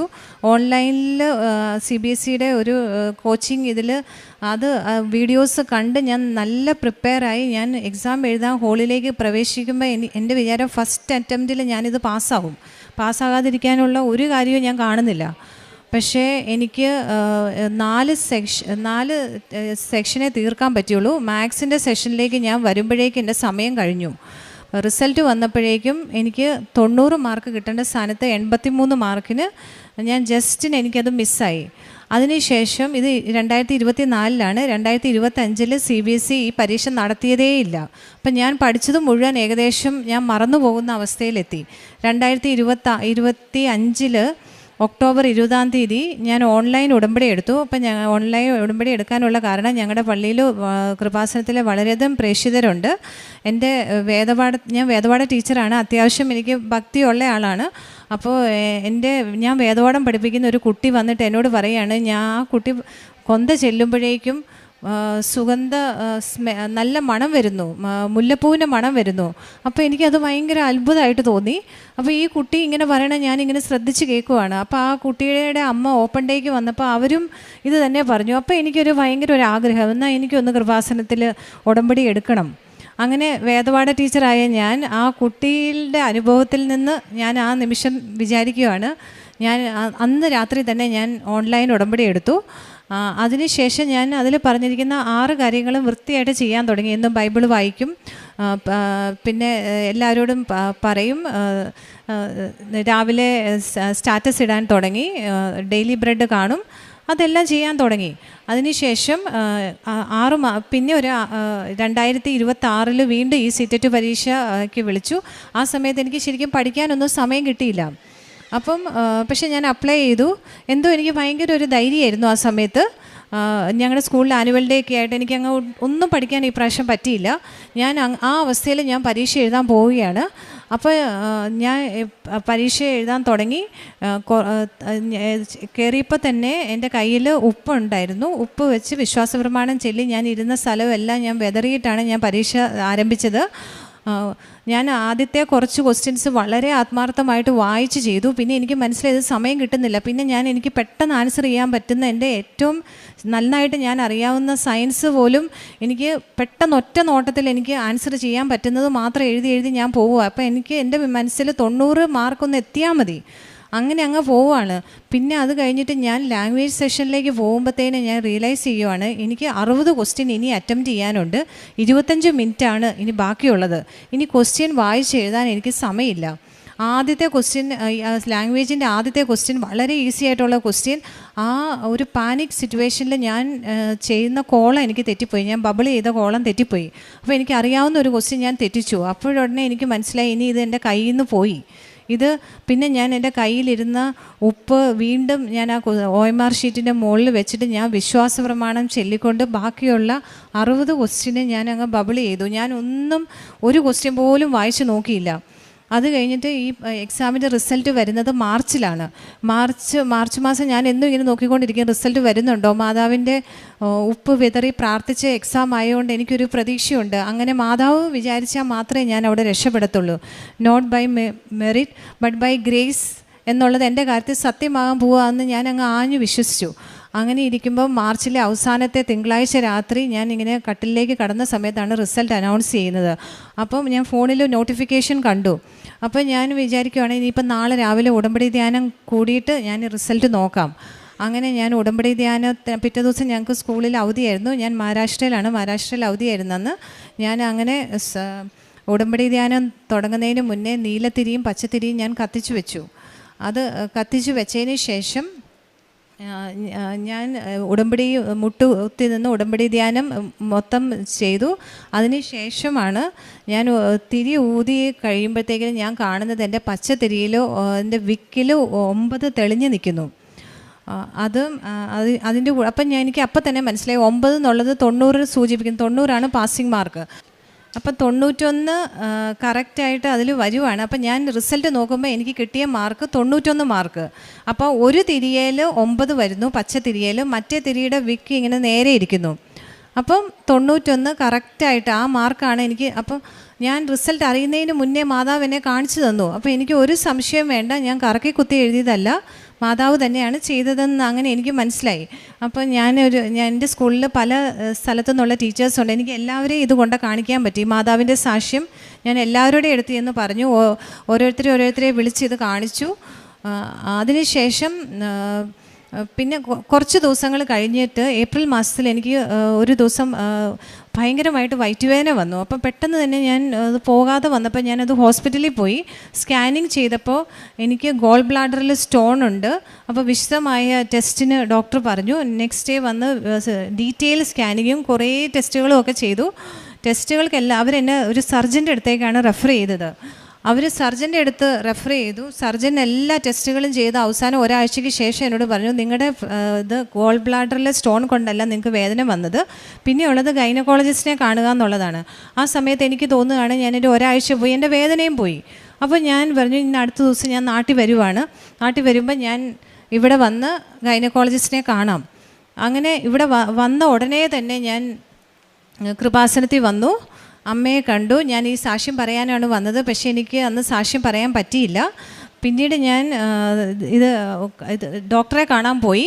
ഡോക്ടറെ കാണാൻ പോയപ്പോൾ ഡോക്ടർ പറയുവാണ് എൻ്റെ ഓവറിയിൽ ഒരു ഡെർമോയിഡ് സിസ്റ്റ് ഉണ്ട്. ആ സിസ്റ്റ് കാരണമാണ് അന്ന് എനിക്ക് വേദന വന്നത്. അത് ഒരു ചെറിയ ഓറഞ്ചിൻ്റെ വലുപ്പത്തിലുള്ള അടിയന്തരമായിട്ട് എനിക്ക് ഇപ്പം തന്നെ ലാപ്രോസ്കോപ്പിക് സർജറി ചെയ്യണം. അത് ടോർഷനാവും. അങ്ങനെ ആവുമ്പോഴാണ് വേദന വരുന്നത്. ഇനി അങ്ങനെ ഒരിക്കൽ കൂടെ വന്നു കഴിഞ്ഞാൽ ഓവറിയോടുകൂടി എടുത്ത് കളയേണ്ടി വരും. അപ്പോൾ ആ സമയത്ത് എനിക്കങ്ങ് ഭയങ്കര ഞാനങ്ങ് ഞെട്ടിപ്പോയി. ഞാനിവിടെ വന്നപ്പോൾ തന്നെ മാതാവിൻ്റെ അടുത്ത് വന്നു. ഡോക്ടർ പറയുവാണ് ഇതിന് വേറെ ഒന്നും ചെയ്യാനില്ല, ഉടനെ തന്നെ സർജറി ചെയ്യണം, നമ്മൾ ഉടനെ തന്നെ ഡേറ്റ് ഫിക്സ് ചെയ്യാൻ പോവുകയാണ്. അപ്പോൾ പ്രീ സർജറി സ്കാനിങ്ങിനായിട്ട് ഞങ്ങളോട് പുറത്തേക്ക് ഇരിക്കാൻ പറയുന്നു. അങ്ങനെ പുറത്ത് ഞങ്ങൾ സ്കാനിങ്ങിനായിട്ട് വെയിറ്റ് ചെയ്യുന്ന സമയത്ത് ഞാൻ കൊന്തയെടുത്ത് ചെല്ലുകയാണ്.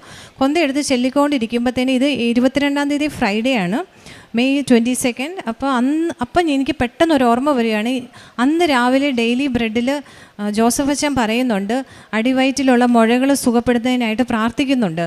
അപ്പം ഞാൻ ഡെയിലി ബ്രെഡിൻ്റെ എൻ്റെ കയ്യിൽ ഫോണുണ്ട്, ഞാൻ അത് ഉടനെ യൂട്യൂബ് ഓപ്പൺ ചെയ്ത് അത് കേൾക്കാൻ തുടങ്ങി. പ്രത്യക്ഷീകരണ പ്രാർത്ഥന അത് ആ ഓർഡറിൽ ഞാൻ ചെല്ലാൻ തുടങ്ങി. അങ്ങനെ 3 പ്രാവശ്യം ഞാനത് ഭക്തിയോടെ പ്രാർത്ഥിച്ചു. അച്ഛൻ പറയുന്ന പ്രാർത്ഥന കേട്ടു, അനുഗ്രഹം വാങ്ങിച്ചു. അങ്ങനെ 3 പ്രാവശ്യം അത് കംപ്ലീറ്റ് ചെയ്തപ്പോഴേക്കും ഡോക്ടർ എന്നെ സ്കാനിങ്ങിന് വിളിച്ചു. ഞാൻ അകത്ത് കയറി സ്കാൻ ചെയ്യുമ്പോഴത്തേനും ഈ ഡോക്ടർ എന്നോട് ചോദിക്കുവാണ്, നിങ്ങൾ എന്തിനാ ഇതിൽ പറഞ്ഞിരിക്കുന്ന ഡെർമോയിഡ് സിസ്റ്റ് ഇപ്പോൾ അവിടെ കാണാനില്ല, അതിന് പകരം അവർക്കൊരു ക്ലിയർ സിസ്റ്റ് കാണാം, അത് ഒരു ചെറുത്. ഇവർ ആദ്യം റിപ്പോർട്ടിൽ ബോംബെയിലുള്ള ഹോസ്പിറ്റലിൽ നിന്നുള്ള അനുസരിച്ചാണെങ്കിൽ ഇതൊരു വലിയൊരു സിസ്റ്റാണ്, പക്ഷേ അതൊന്നും ഇപ്പോൾ കാണാനില്ല. അത് പൂർണ്ണമായിട്ടും ഡോക്ടർ ഉടനെ പറയുകയാണ്, ഇനി നിങ്ങൾക്ക് ലാപ്രോസ്കോപ്പിക് സർജറി ആവശ്യമില്ല, നിങ്ങളുടെ ഇത് ഡെർമോയിഡ് സിസ്റ്റ് ഇല്ലാത്തതുകൊണ്ട് ആവശ്യമില്ല എന്ന് പറയുന്നു. അങ്ങനെ അതിലൊരു വലിയൊരു സർജറിയിൽ നിന്ന് മാതാവ് എന്നെ രക്ഷപ്പെടുത്തുമായിരുന്നു. അതിനുശേഷമാണ് ഇന്ന് ഞാനിവിടെ വന്നത്. അപ്പോൾ ഇതും കൂടെ ചേർത്ത് സാക്ഷ്യം പറയാനായിരിക്കും മാതാവ് എന്നെ ആദ്യത്തെ ദിവസം സാക്ഷ്യം പറയാൻ അനുവദിക്കാതിരുന്നതെന്ന് എനിക്ക് തോന്നുന്നു ഇപ്പം. പിന്നെ എൻ്റെ കാരുണ്യ പ്രവൃത്തികൾ, ഞങ്ങൾ കൃപാസനത്തിൻ്റെ ഒരു ഗ്രൂപ്പുണ്ട് ഞങ്ങളുടെ ഇടവകയിൽ, 34 പേരുള്ളൊരു വാട്സപ്പ് ഗ്രൂപ്പുണ്ട്, വളരെ ആക്റ്റീവാണ് എല്ലാവരും. അതിൽ ഗ്രൂപ്പ് ആക്ടിവിറ്റി ആയിട്ട് എല്ലാ മാസത്തിൽ എന്തെങ്കിലുമൊക്കെ ചെയ്യാറുണ്ട്, ഫുഡ് പാക്കറ്റുകൾ കൊടുക്കാറുണ്ട്. പിന്നെ ഞാൻ പേഴ്സണലി ഞാൻ എല്ലാ ആഴ്ചകളിലും ഫുഡ് പാക്കറ്റ്സ് ഹോംലെസ് ആൾക്കാർ റെയിൽവേ സ്റ്റേഷനുകളിലൊക്കെ ഉള്ളവർക്ക് അത് മുടക്കാതെ എല്ലാ ആഴ്ചകളും ചെയ്യാറുണ്ട്. പിന്നെ രോഗികളെ കാണാൻ പോകാറുണ്ട്, ആശുപത്രിയിൽ അങ്ങനെ പോയിട്ടുണ്ട്. പിന്നെ പത്രം ഞാൻ കഴിഞ്ഞ വർഷം ഡിസംബറിൽ ഇവിടെ നാട്ടിൽ വന്നപ്പോൾ ഡിസംബർ 24 ഞാൻ തീർത്ഥാടന ഉടമ്പടി എടുത്തിരുന്നു. അപ്പോൾ ഇവിടുന്ന് മറാഠി പേപ്പറും ഇംഗ്ലീഷ് പത്രവും ഒക്കെ വാങ്ങിച്ചിരുന്നു. അതെല്ലാം ഞാൻ അവിടെ ചെന്ന് 1 മാസത്തിനുള്ളിൽ തന്നെ എനിക്ക് പരിചയമില്ലാത്തവരുടെ അടുത്ത് പോയി മാതാവിനെക്കുറിച്ച് പറഞ്ഞ് ഞാൻ ഇംഗ്ലീഷും മറാഠി പേപ്പറും എല്ലാം എല്ലാവർക്കും കൊടുത്തു. പിന്നെ എൻ്റെ കയ്യിലിരുന്ന മലയാളം പത്രങ്ങൾ കുറച്ച് പേര് വന്ന് മലയാളം പത്രം വേണമെന്ന് പറഞ്ഞപ്പോൾ ഞാൻ അവരുമായിട്ട് എക്സ്ചേഞ്ച് ചെയ്തു. അവർക്ക് വേണമെന്ന് പറഞ്ഞപ്പോൾ ഞാൻ എനിക്ക് മനസ്സിലായി ഞാൻ മലയാളികളോട് തന്നെ പറഞ്ഞിട്ട് കാര്യമില്ല, പള്ളിയിലുള്ള എല്ലാവർക്കും മാതാവിനെക്കുറിച്ച് അറിയാം. അപ്പോൾ ഞാൻ വിചാരിച്ചു മലയാളം പത്രമല്ല എനിക്ക് വേണ്ടത്, മറാഠി പത്രമാണ്. അങ്ങനെ ഞാൻ കൂടുതൽ മറാഠി പത്രങ്ങൾ വാങ്ങിച്ച് ബാക്കിയുള്ളവർക്ക് ഡിസ്ട്രിബ്യൂട്ട് ചെയ്തു.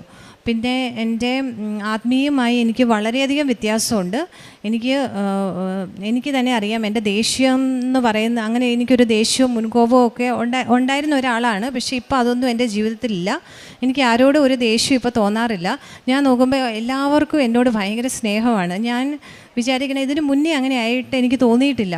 ഇപ്പോൾ എന്തുകൊണ്ടാണ് എല്ലാവർക്കും എന്നോട് സ്നേഹം തോന്നുന്നത്? അപ്പോൾ അവരല്ല മാറിയത്, ഞാനാണ് മാറിയത്.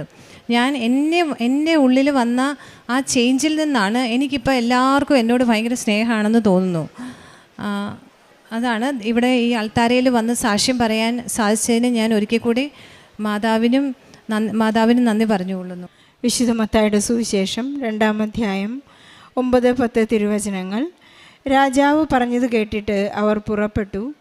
കിഴക്ക് കണ്ട നക്ഷത്രം അവർക്ക് മുമ്പേ നീങ്ങിക്കൊണ്ടിരുന്നു.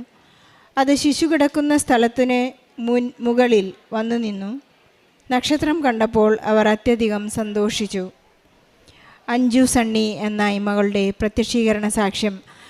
ഒരിക്കൽ കൂടി നാം ഒരു ടീച്ചറിൻ്റെ സാക്ഷ്യമാണിത്. CTET എക്സാം പാസ്സായതിൻ്റെ വലിയ സാക്ഷ്യമാണിത്.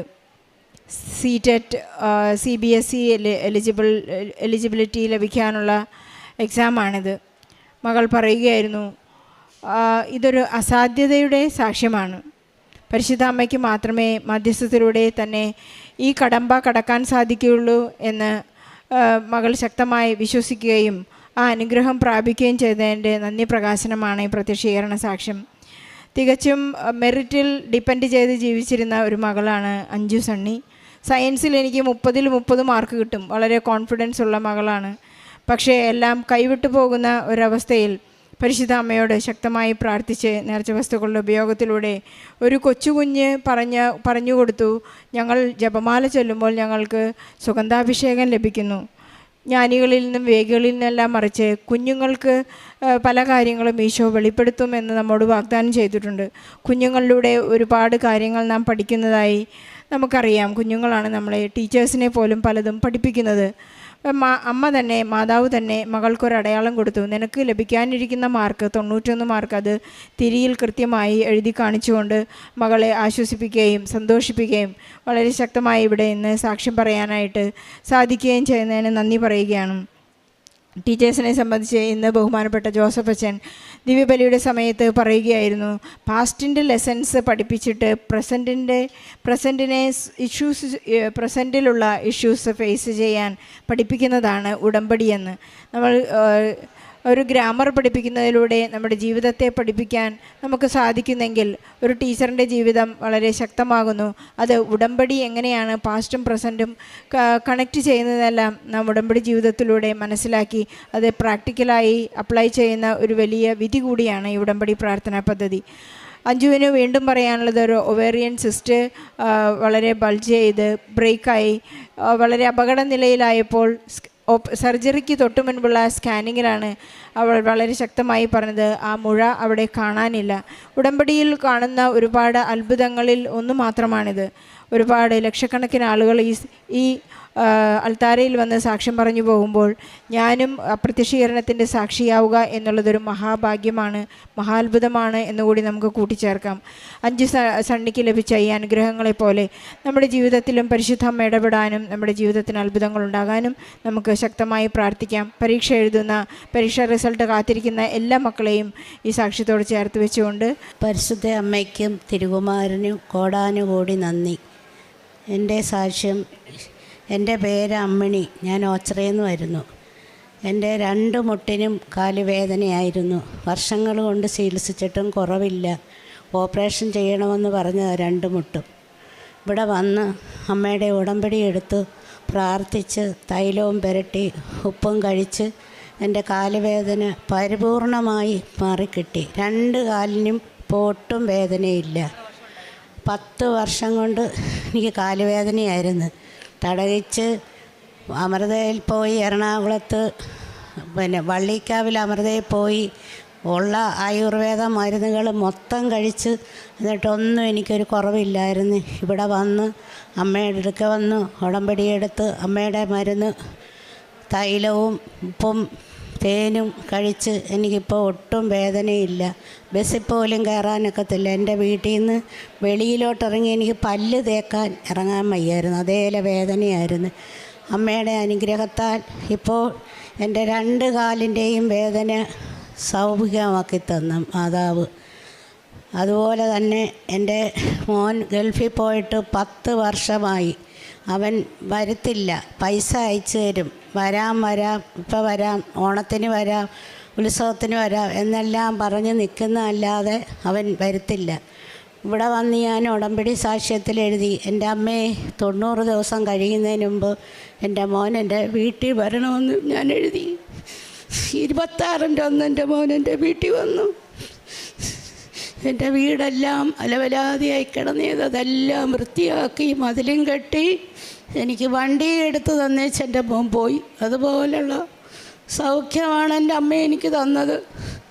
അതുപോലെ ഒരു ദിവസം എൻ്റെ വീട്ടിൽ പൈസ ഇല്ല, ഞാനിങ്ങനെ വിഷമിച്ചിരുന്നു. എൻ്റെ അക്കൗണ്ടിൽ വെറും 400 രൂപ കിടക്കുമ്പോൾ ഞാൻ എൻ്റെ മോളോട് പറഞ്ഞു, മോളെ നീ പോയി ആ 400 രൂപ ഇങ്ങ് എടുത്തോണ്ട് പോവാ. എൻ്റെ കുഞ്ഞ് പൈസ എടുത്തുകൊണ്ട് വന്ന് അന്ന് ഞങ്ങൾ പച്ചക്കറിയും മീനും എല്ലാം മേടിച്ച് ഞാൻ മാതാവിനോട് പറഞ്ഞ് കരഞ്ഞ് പ്രാർത്ഥിച്ചപ്പോൾ എനിക്കൊരു വഴിയിൽ നിന്ന് ഇഷ്ടം പോലെ പൈസ എൻ്റെ കയ്യിൽ വന്നു ചേർന്ന്. ഞങ്ങൾ സ്വപ്നം കാണാനൊക്കാത്ത പൈസ എൻ്റെ കയ്യിൽ എൻ്റെ അമ്മ എനിക്ക് തന്നു. അതുപോലെ തന്നെ എൻ്റെ 2 നട്ടെല്ലിന് വേദനയായിരുന്നു. ഒരുപാട് മരുന്നുകൾ കഴിച്ച് ആശുപത്രി ചെന്നപ്പോൾ TT സ്കാൻ ചെയ്യാൻ ഡോക്ടർ പറഞ്ഞു. ഞാനിവിടുന്ന് കരുനാഗപ്പള്ളി മെട്രോയിൽ പോയി TT സ്കാനിങ്ങിന് കയറിയപ്പോൾ ഞാൻ പേടിച്ച് അത് കണ്ട് ഞാൻ അമ്മയെ മാതാവേ എന്നും വിളിച്ച് കരഞ്ഞ് പ്രാർത്ഥിച്ച് അതിനകത്ത് കിടന്ന്. അപ്പോൾ ഇവിടെ ഉള്ള ആലപ്പുഴയിലുള്ള ഒരാളായിരുന്നു അതിനകത്ത് നിന്നത്. ആ മോൻ എന്നോട് ചോദിച്ചു, ഏത് മാതാവിനെയാണ് വിളിക്കുന്നത്? ഞാൻ പറഞ്ഞു, ഞാൻ കൃപാസന മാതാവിനെയാണ് വിളിക്കുന്നത്, അവിടെ വരുമോ? ഞാൻ പറഞ്ഞു, ഞാൻ ആഴ്ചയിൽ വരും, ഇവിടെ എത്ര പ്രയാസപ്പെട്ടായാലും ഞാൻ ആഴ്ചയിൽ ഇവിടെ വരും. എൻ്റെ വീട് ആലപ്പുഴ അമ്മേ എന്ന് പറഞ്ഞു. അങ്ങനെ അനേകായിരം കൃപകൾ എനിക്ക് എൻ്റെ അമ്മ തരുന്നുണ്ട്. എനിക്ക് ഏറ്റവും വിശ്വാസമാണ് എൻ്റെ അമ്മ. ഞാനൊരു ഹിന്ദുവാണ്. എനിക്ക് ഇനിയും ഞാൻ എൻ്റെ ജീവിതകാലം മൊത്തം എൻ്റെ അമ്മയോട് കൂടി ചേർന്ന് ജീവിക്കും. അതാണ് എൻ്റെ സാക്ഷ്യം. നട്ടലിൻ്റെ അകൽച്ച പെട്ടെന്നായിരുന്നു നടുവേദന വന്നത്. അതുപോലെ ഞാൻ പോയി ടെസ്റ്റ് ചെയ്ത് അച്ഛനെ കണ്ട് ഇവിടെ വന്ന് ചീട്ടെടുത്ത് അച്ഛനെ കണ്ട് അച്ഛൻ തൈലം പുരട്ടി നടുവിന് പ്രാർത്ഥിച്ച് എന്ന് പറഞ്ഞ് ഇവിടെ വന്ന് സാക്ഷ്യം പറയണമെന്ന്. പിന്നെ ഞാൻ വേദനയുടെ ഒരു ഗുളിക പോലും കഴിച്ചിട്ടില്ല. എൻ്റെ വേദനയെല്ലാം എൻ്റെ കൃപാസന അമ്മയും തിരുകുമാരനും കൂടെ മാറ്റിത്തന്ന് ഇനി എൻ്റെ ജീവിതകാലം മൊത്തം എൻ്റെ അമ്മയോടൊപ്പം ഞാൻ ജീവിക്കും. എനിക്ക് ഒക്കുന്ന കാലം മൊത്തം വരും. എൻ്റെ വീട്ടിൽ ആരെങ്കിലും വന്നാൽ ഞാൻ സാക്ഷ്യം കേൾക്കുകയും പറയുകയൊക്കെ ചെയ്യുന്ന കണ്ടുകൊണ്ട് അവരെന്നോട് ചോദിക്കും, കൃപാസന മാതാവാകുവാണോ ഇവിടെ, പള്ളി പണിയുമോ? ഞാൻ പറഞ്ഞു വേണ്ടി വന്നാൽ ഞാനതും ചെയ്യും എന്ന് പറഞ്ഞു. എൻ്റെ മക്കൾക്കും വലിയ വിശ്വാസമാണ് ഇവിടെ വരുന്നതിനും. അവരെന്നെ ഒരുക്കി വിടും. എല്ലാ ആഴ്ചയിലും ഒക്കുന്ന സമയത്തൊക്കെ ഞാനിവിടെ വരും. ഇവിടെ വരാൻ കുളിച്ചൊരുങ്ങി പ്രാർത്ഥിച്ചിട്ട് അവിടെ ഇരുന്നിട്ട് ഞാൻ പറഞ്ഞു, മാതാവേ എല്ലാവരെയും മഴവില്ല് കാണിക്കുന്നു, ഞാൻ മാത്രം ഒന്ന് കണ്ടിട്ടില്ലല്ലോ, മാതാവ് എന്നെ ഒന്ന് കാണീര്. ഞാൻ പ്രാർത്ഥിച്ച് ഞാൻ മാതാവിൻ്റെ ഫോട്ടോ വെച്ചെടുത്ത് പ്രാർത്ഥിച്ചിരിക്കുമ്പോഴുണ്ട് മഴവില്ല് ആ ഭിത്തിക്ക് തെളിഞ്ഞ്. അതൊക്കെ ഞാൻ ഓർത്ത് സങ്കടപ്പെട്ട് കരഞ്ഞു. വലിയവായില്ലേ. അപ്പോൾ എൻ്റെ മക്കൾ എണ്ണീച്ചില്ല. അവർ ചോദിച്ചെന്താ അമ്മേ? ഞാൻ പറഞ്ഞു എന്നെ മാതാവ് മഴവില്ല് കാണിച്ച്. ആ അമ്മയ്ക്ക് തോന്നിയതാണ്. ഞാൻ പറഞ്ഞല്ല, ഞാൻ കണ്ട്. അങ്ങനെ ഓരോ കാര്യങ്ങളും എനിക്ക് എൻ്റെ അമ്മ സാധിച്ചു തരുന്നു. എനിക്കിപ്പോൾ ഒരു ദുഃഖവും ഇല്ല, ഒരു വേദനയും ഇല്ല, ഒരു പ്രയാസവും ഇല്ല. എൻ്റെ ജീവിതകാലം മൊത്തം എനിക്കാവുന്നവരെ ഞാനിവിടെ വരും. രക്ഷിതപ്രവർത്തനം ഞാനിവിടെ വന്ന് പത്രം മേടിച്ച് ആശുപത്രികളിൽ കൊണ്ട് കൊടുക്കും, വീടുകളിൽ കൊണ്ട് കൊടുക്കും. അങ്ങനെ ഞാൻ പത്രം കൊടുക്കുമ്പോൾ ആൾക്കാരെൻ്റെ കയ്യിൽ പൈസ തന്നിട്ട് പറയും പള്ളിയിൽ പോകുമ്പോൾ അവിടെ ഇട്ട് ഞങ്ങൾക്ക് വേണ്ടി പ്രാർത്ഥിക്കാനും. ഒരു ചേച്ചി എൻ്റെ കാശ് തന്നിട്ട് പറഞ്ഞ് എൻ്റെ മോടെ കല്യാണം നടക്കുന്നില്ല, അവൾക്ക് കല്യാണം വേണ്ട, അതുകൊണ്ട് ഈ പൈസ അവിടെ ഇട്ട് ഞങ്ങൾക്ക് വേണ്ടി ഒന്ന് പ്രാർത്ഥിക്കണം. ഞാൻ പറഞ്ഞു അതിനെന്താ ഇനി തന്നേരം ഞാൻ പ്രാർത്ഥിച്ചോളാം. ബസ്സിനകത്തായാലും വരുമ്പം ഞാൻ കാശ് രൂപം പിടിച്ച് പ്രാർത്ഥിക്കുമ്പോൾ എൻ്റെ അടുത്തിരിക്കുന്ന ഒരു ചോദിക്കും എവിടെ പോന്നു? ഞാൻ പറഞ്ഞ് ഞാൻ കൃപാസനത്തിൽ പോന്നു. അപ്പോൾ അവർ പൈസ 100 രൂപ 50 രൂപ എല്ലാം എൻ്റെ കയ്യിൽ തരും. ഞാനതിവിടെ കൊണ്ടുവന്നിട്ട് അവർക്ക് വേണ്ടി പ്രാർത്ഥിക്കും. പിന്നെ എന്തോ വേറെ വെക്കത്തില്ല, ഞാനത് പൊതിഞ്ഞ് വേറെ വെക്കും. കാര്യം എന്താണെന്ന് വെച്ചാൽ എൻ്റെ പൈസയുടെ കൂടെ അതാകരുതെന്നും പറഞ്ഞ് ഞാനത് വേറെ വെച്ച് അതിവിടെ കൊണ്ടുവന്ന് പൊതി അടിച്ച് കാണിക്ക വഞ്ചിക്കകത്ത് ഞാനിടും. അങ്ങനെ എല്ലാ കാര്യങ്ങളും. ഇന്നലെയും ഞാൻ പോയി 3 രോഗികളെ കണ്ട്. എന്നാലാവുന്ന സഹായങ്ങളെല്ലാം ഞാൻ ചെയ്യുന്നുണ്ട്. എൻ്റെ അമ്മ എനിക്ക് കൃപ തരുന്നുണ്ട്. എനിക്ക് ഇനിയുള്ള ഒരു കാലം എൻ്റെ അമ്മയുടെ കൂടെ ജീവിച്ചാൽ മതിയെന്നാണ് എൻ്റെ ആഗ്രഹം. രാവിലെയും വൈകിട്ടും ഞാൻ പ്രാർത്ഥിക്കും, ജപമാല ചൊല്ലും, ബൈബിള് വായിക്കും. 2 വട്ടം ഞാൻ ജപമാല ചൊല്ലും. ആൾക്കാരെല്ലാം എന്നോട് ചോദിക്കുന്നു എന്തുവാ ക്രിസ്ത്യാനിയാണെന്നോ? ഞാൻ പറഞ്ഞു ഞാൻ ക്രിസ്ത്യാനിയാണ്. ആൾക്കാരൊക്കെ ഒരുപാട് പേര് കളിയാക്കുന്നവരുണ്ട്, ഒരുപാട് പേർക്ക് ഇഷ്ടമുള്ളവരുണ്ട്. ഞാൻ ഒരുപാട് പേരെ ഇവിടെ കൊണ്ടുവന്ന് ഉടമ്പടി എടുത്തിട്ടുണ്ട്. ഇന്നൊരാൾ വരാമെന്ന് പറഞ്ഞതായിരുന്നു, കക്ഷിക്ക് വരാൻ പറ്റിയില്ല. എൻ്റെ വീട്ടിൽ പെയിൻ്റ് അടിക്കാൻ വന്ന ഒരു മോനാ. അവൻ പറഞ്ഞു അമ്മേ എനിക്കും വരണം അമ്മയുടെ കൂടെ കൃപാസനത്തിൽ. ഞാൻ പറഞ്ഞു അതിനെന്താ മോനെ കൊണ്ടുപോകാൻ, ഞാൻ ചൊവ്വാഴ്ച പോകുന്നു. ഞാൻ എല്ലാ ആഴ്ചകളിലും ഇവിടെ വരും. എനിക്ക് ഒക്കുമ്പോഴെല്ലാം ഞാൻ വരും. അന്നേരം പറഞ്ഞു അമ്മ എൻ്റെ കുഞ്ഞിന് വയ്യ, അതുകൊണ്ട് ഇന്ന് വരുന്നില്ല. എൻ്റെ കൂടെ ഒരുപാട് പേര് വന്ന് ഉടമ്പടി എടുക്കുകയും പ്രാർത്ഥിക്കുകയും എല്ലാം ചെയ്യുന്നുണ്ട്. എല്ലാം എൻ്റെ ഈശോയും എൻ്റെ അമ്മയും എന്നെ അനുഗ്രഹിച്ചതിന് കോടാനുകോടി നന്ദി. എൻ്റെ കുഞ്ഞുങ്ങൾക്കും എൻ്റെ വീടിനും സമാധാനവും സന്തോഷവും. അപ്പോൾ ഞങ്ങളുടെ കഷ്ടതയിൽ അവർ കർത്താവിനോട് നിലവിളിച്ചപേക്ഷിച്ചു. അവിടുന്ന് അവരെ ഞെരുക്കങ്ങളിൽ നിന്ന് രക്ഷിച്ചു. സങ്കീർത്തനം 107:19 വചനമാണ്. 2004 ഡിസംബർ 7-ാം തീയതി ഉച്ചകഴിഞ്ഞ് 2:30 പരിശുദ്ധ അമ്മ ജീവനോടെ ഈ ആലയത്തിൽ പ്രത്യക്ഷപ്പെട്ടത്. അന്നോട്ട് ഇന്ന് വരെ അമ്മയുടെ സാന്നിധ്യം നമുക്ക് അനുഭവിക്കാൻ സാധിക്കുന്നുണ്ട്. ഒരു പക്ഷേ 40ഓളം വർഷത്തെ ജോസഫ് അച്ഛൻ്റെ പൗരോഹിത ജീവിതവും ആത്മീയ ജീവിതത്തിൻ്റെയും ഉള്ള ആ ആസ്തി, അച്ഛൻ്റെ ആത്മീയ ജീവിതത്തിന് വേണ്ടി ചെല്ലിയ ജപമാലകളുടെ ഇൻവെസ്റ്റ്മെൻറ്റിൻ്റെ പ്രകാരമായിരിക്കാം ഒരുപക്ഷെ പരിശുദ്ധമ്മ ഇവിടെ പ്രത്യക്ഷപ്പെട്ടത്. അതിലൂടെ നമുക്ക് ലഭിക്കുന്ന ഓരോ അനുഗ്രഹങ്ങളാണ് ഉടമ്പടിയിലൂടെ ലഭിക്കുന്ന അനുഗ്രഹങ്ങൾ. അച്ഛൻ്റെ ആത്മീയ ആസ്തിയിലൂടെ പരിശുദ്ധമ്മയുടെ പ്രത്യക്ഷീകരണവും നമുക്ക് ലഭിക്കുന്ന ആ അനുഗ്രഹങ്ങളാണ് നമുക്ക് നമ്മുടെ ഉടമ്പടി പാലിക്കുമ്പോൾ അവൻ പറയുന്ന പോലെ ചെയ്യുക എന്ന് ചെയ്യുമ്പോഴാണ് നമ്മുടെ ജീവിതത്തിലും ഈശോയും അമ്മയും കരം നീട്ടി നമ്മളെ സഹായിക്കുന്നത്. അങ്ങനെയാണ് അമ്മിണി എന്ന സഹോദരിക്ക് പൂർണ്ണമായിട്ട് അച്ഛൻ പ്രാർത്ഥിച്ച് അച്ഛൻ പറഞ്ഞത് ഇവിടെ വന്ന് സാക്ഷ്യം പറയണമെന്നാണ്. അതും അച്ഛനോട് തന്നെ പരിശുദ്ധ അമ്മയാണ് വെളിപ്പെടുത്തി കൊടുത്തത്. അങ്ങനെയാണ് ഇന്ന് അമ്മയുടെ സാക്ഷിയായിട്ട് ഇന്ന് വന്നിരിക്കുന്നത്. 10 വർഷത്തോളവും മകൻ വിളിക്കില്ലായിരുന്നു.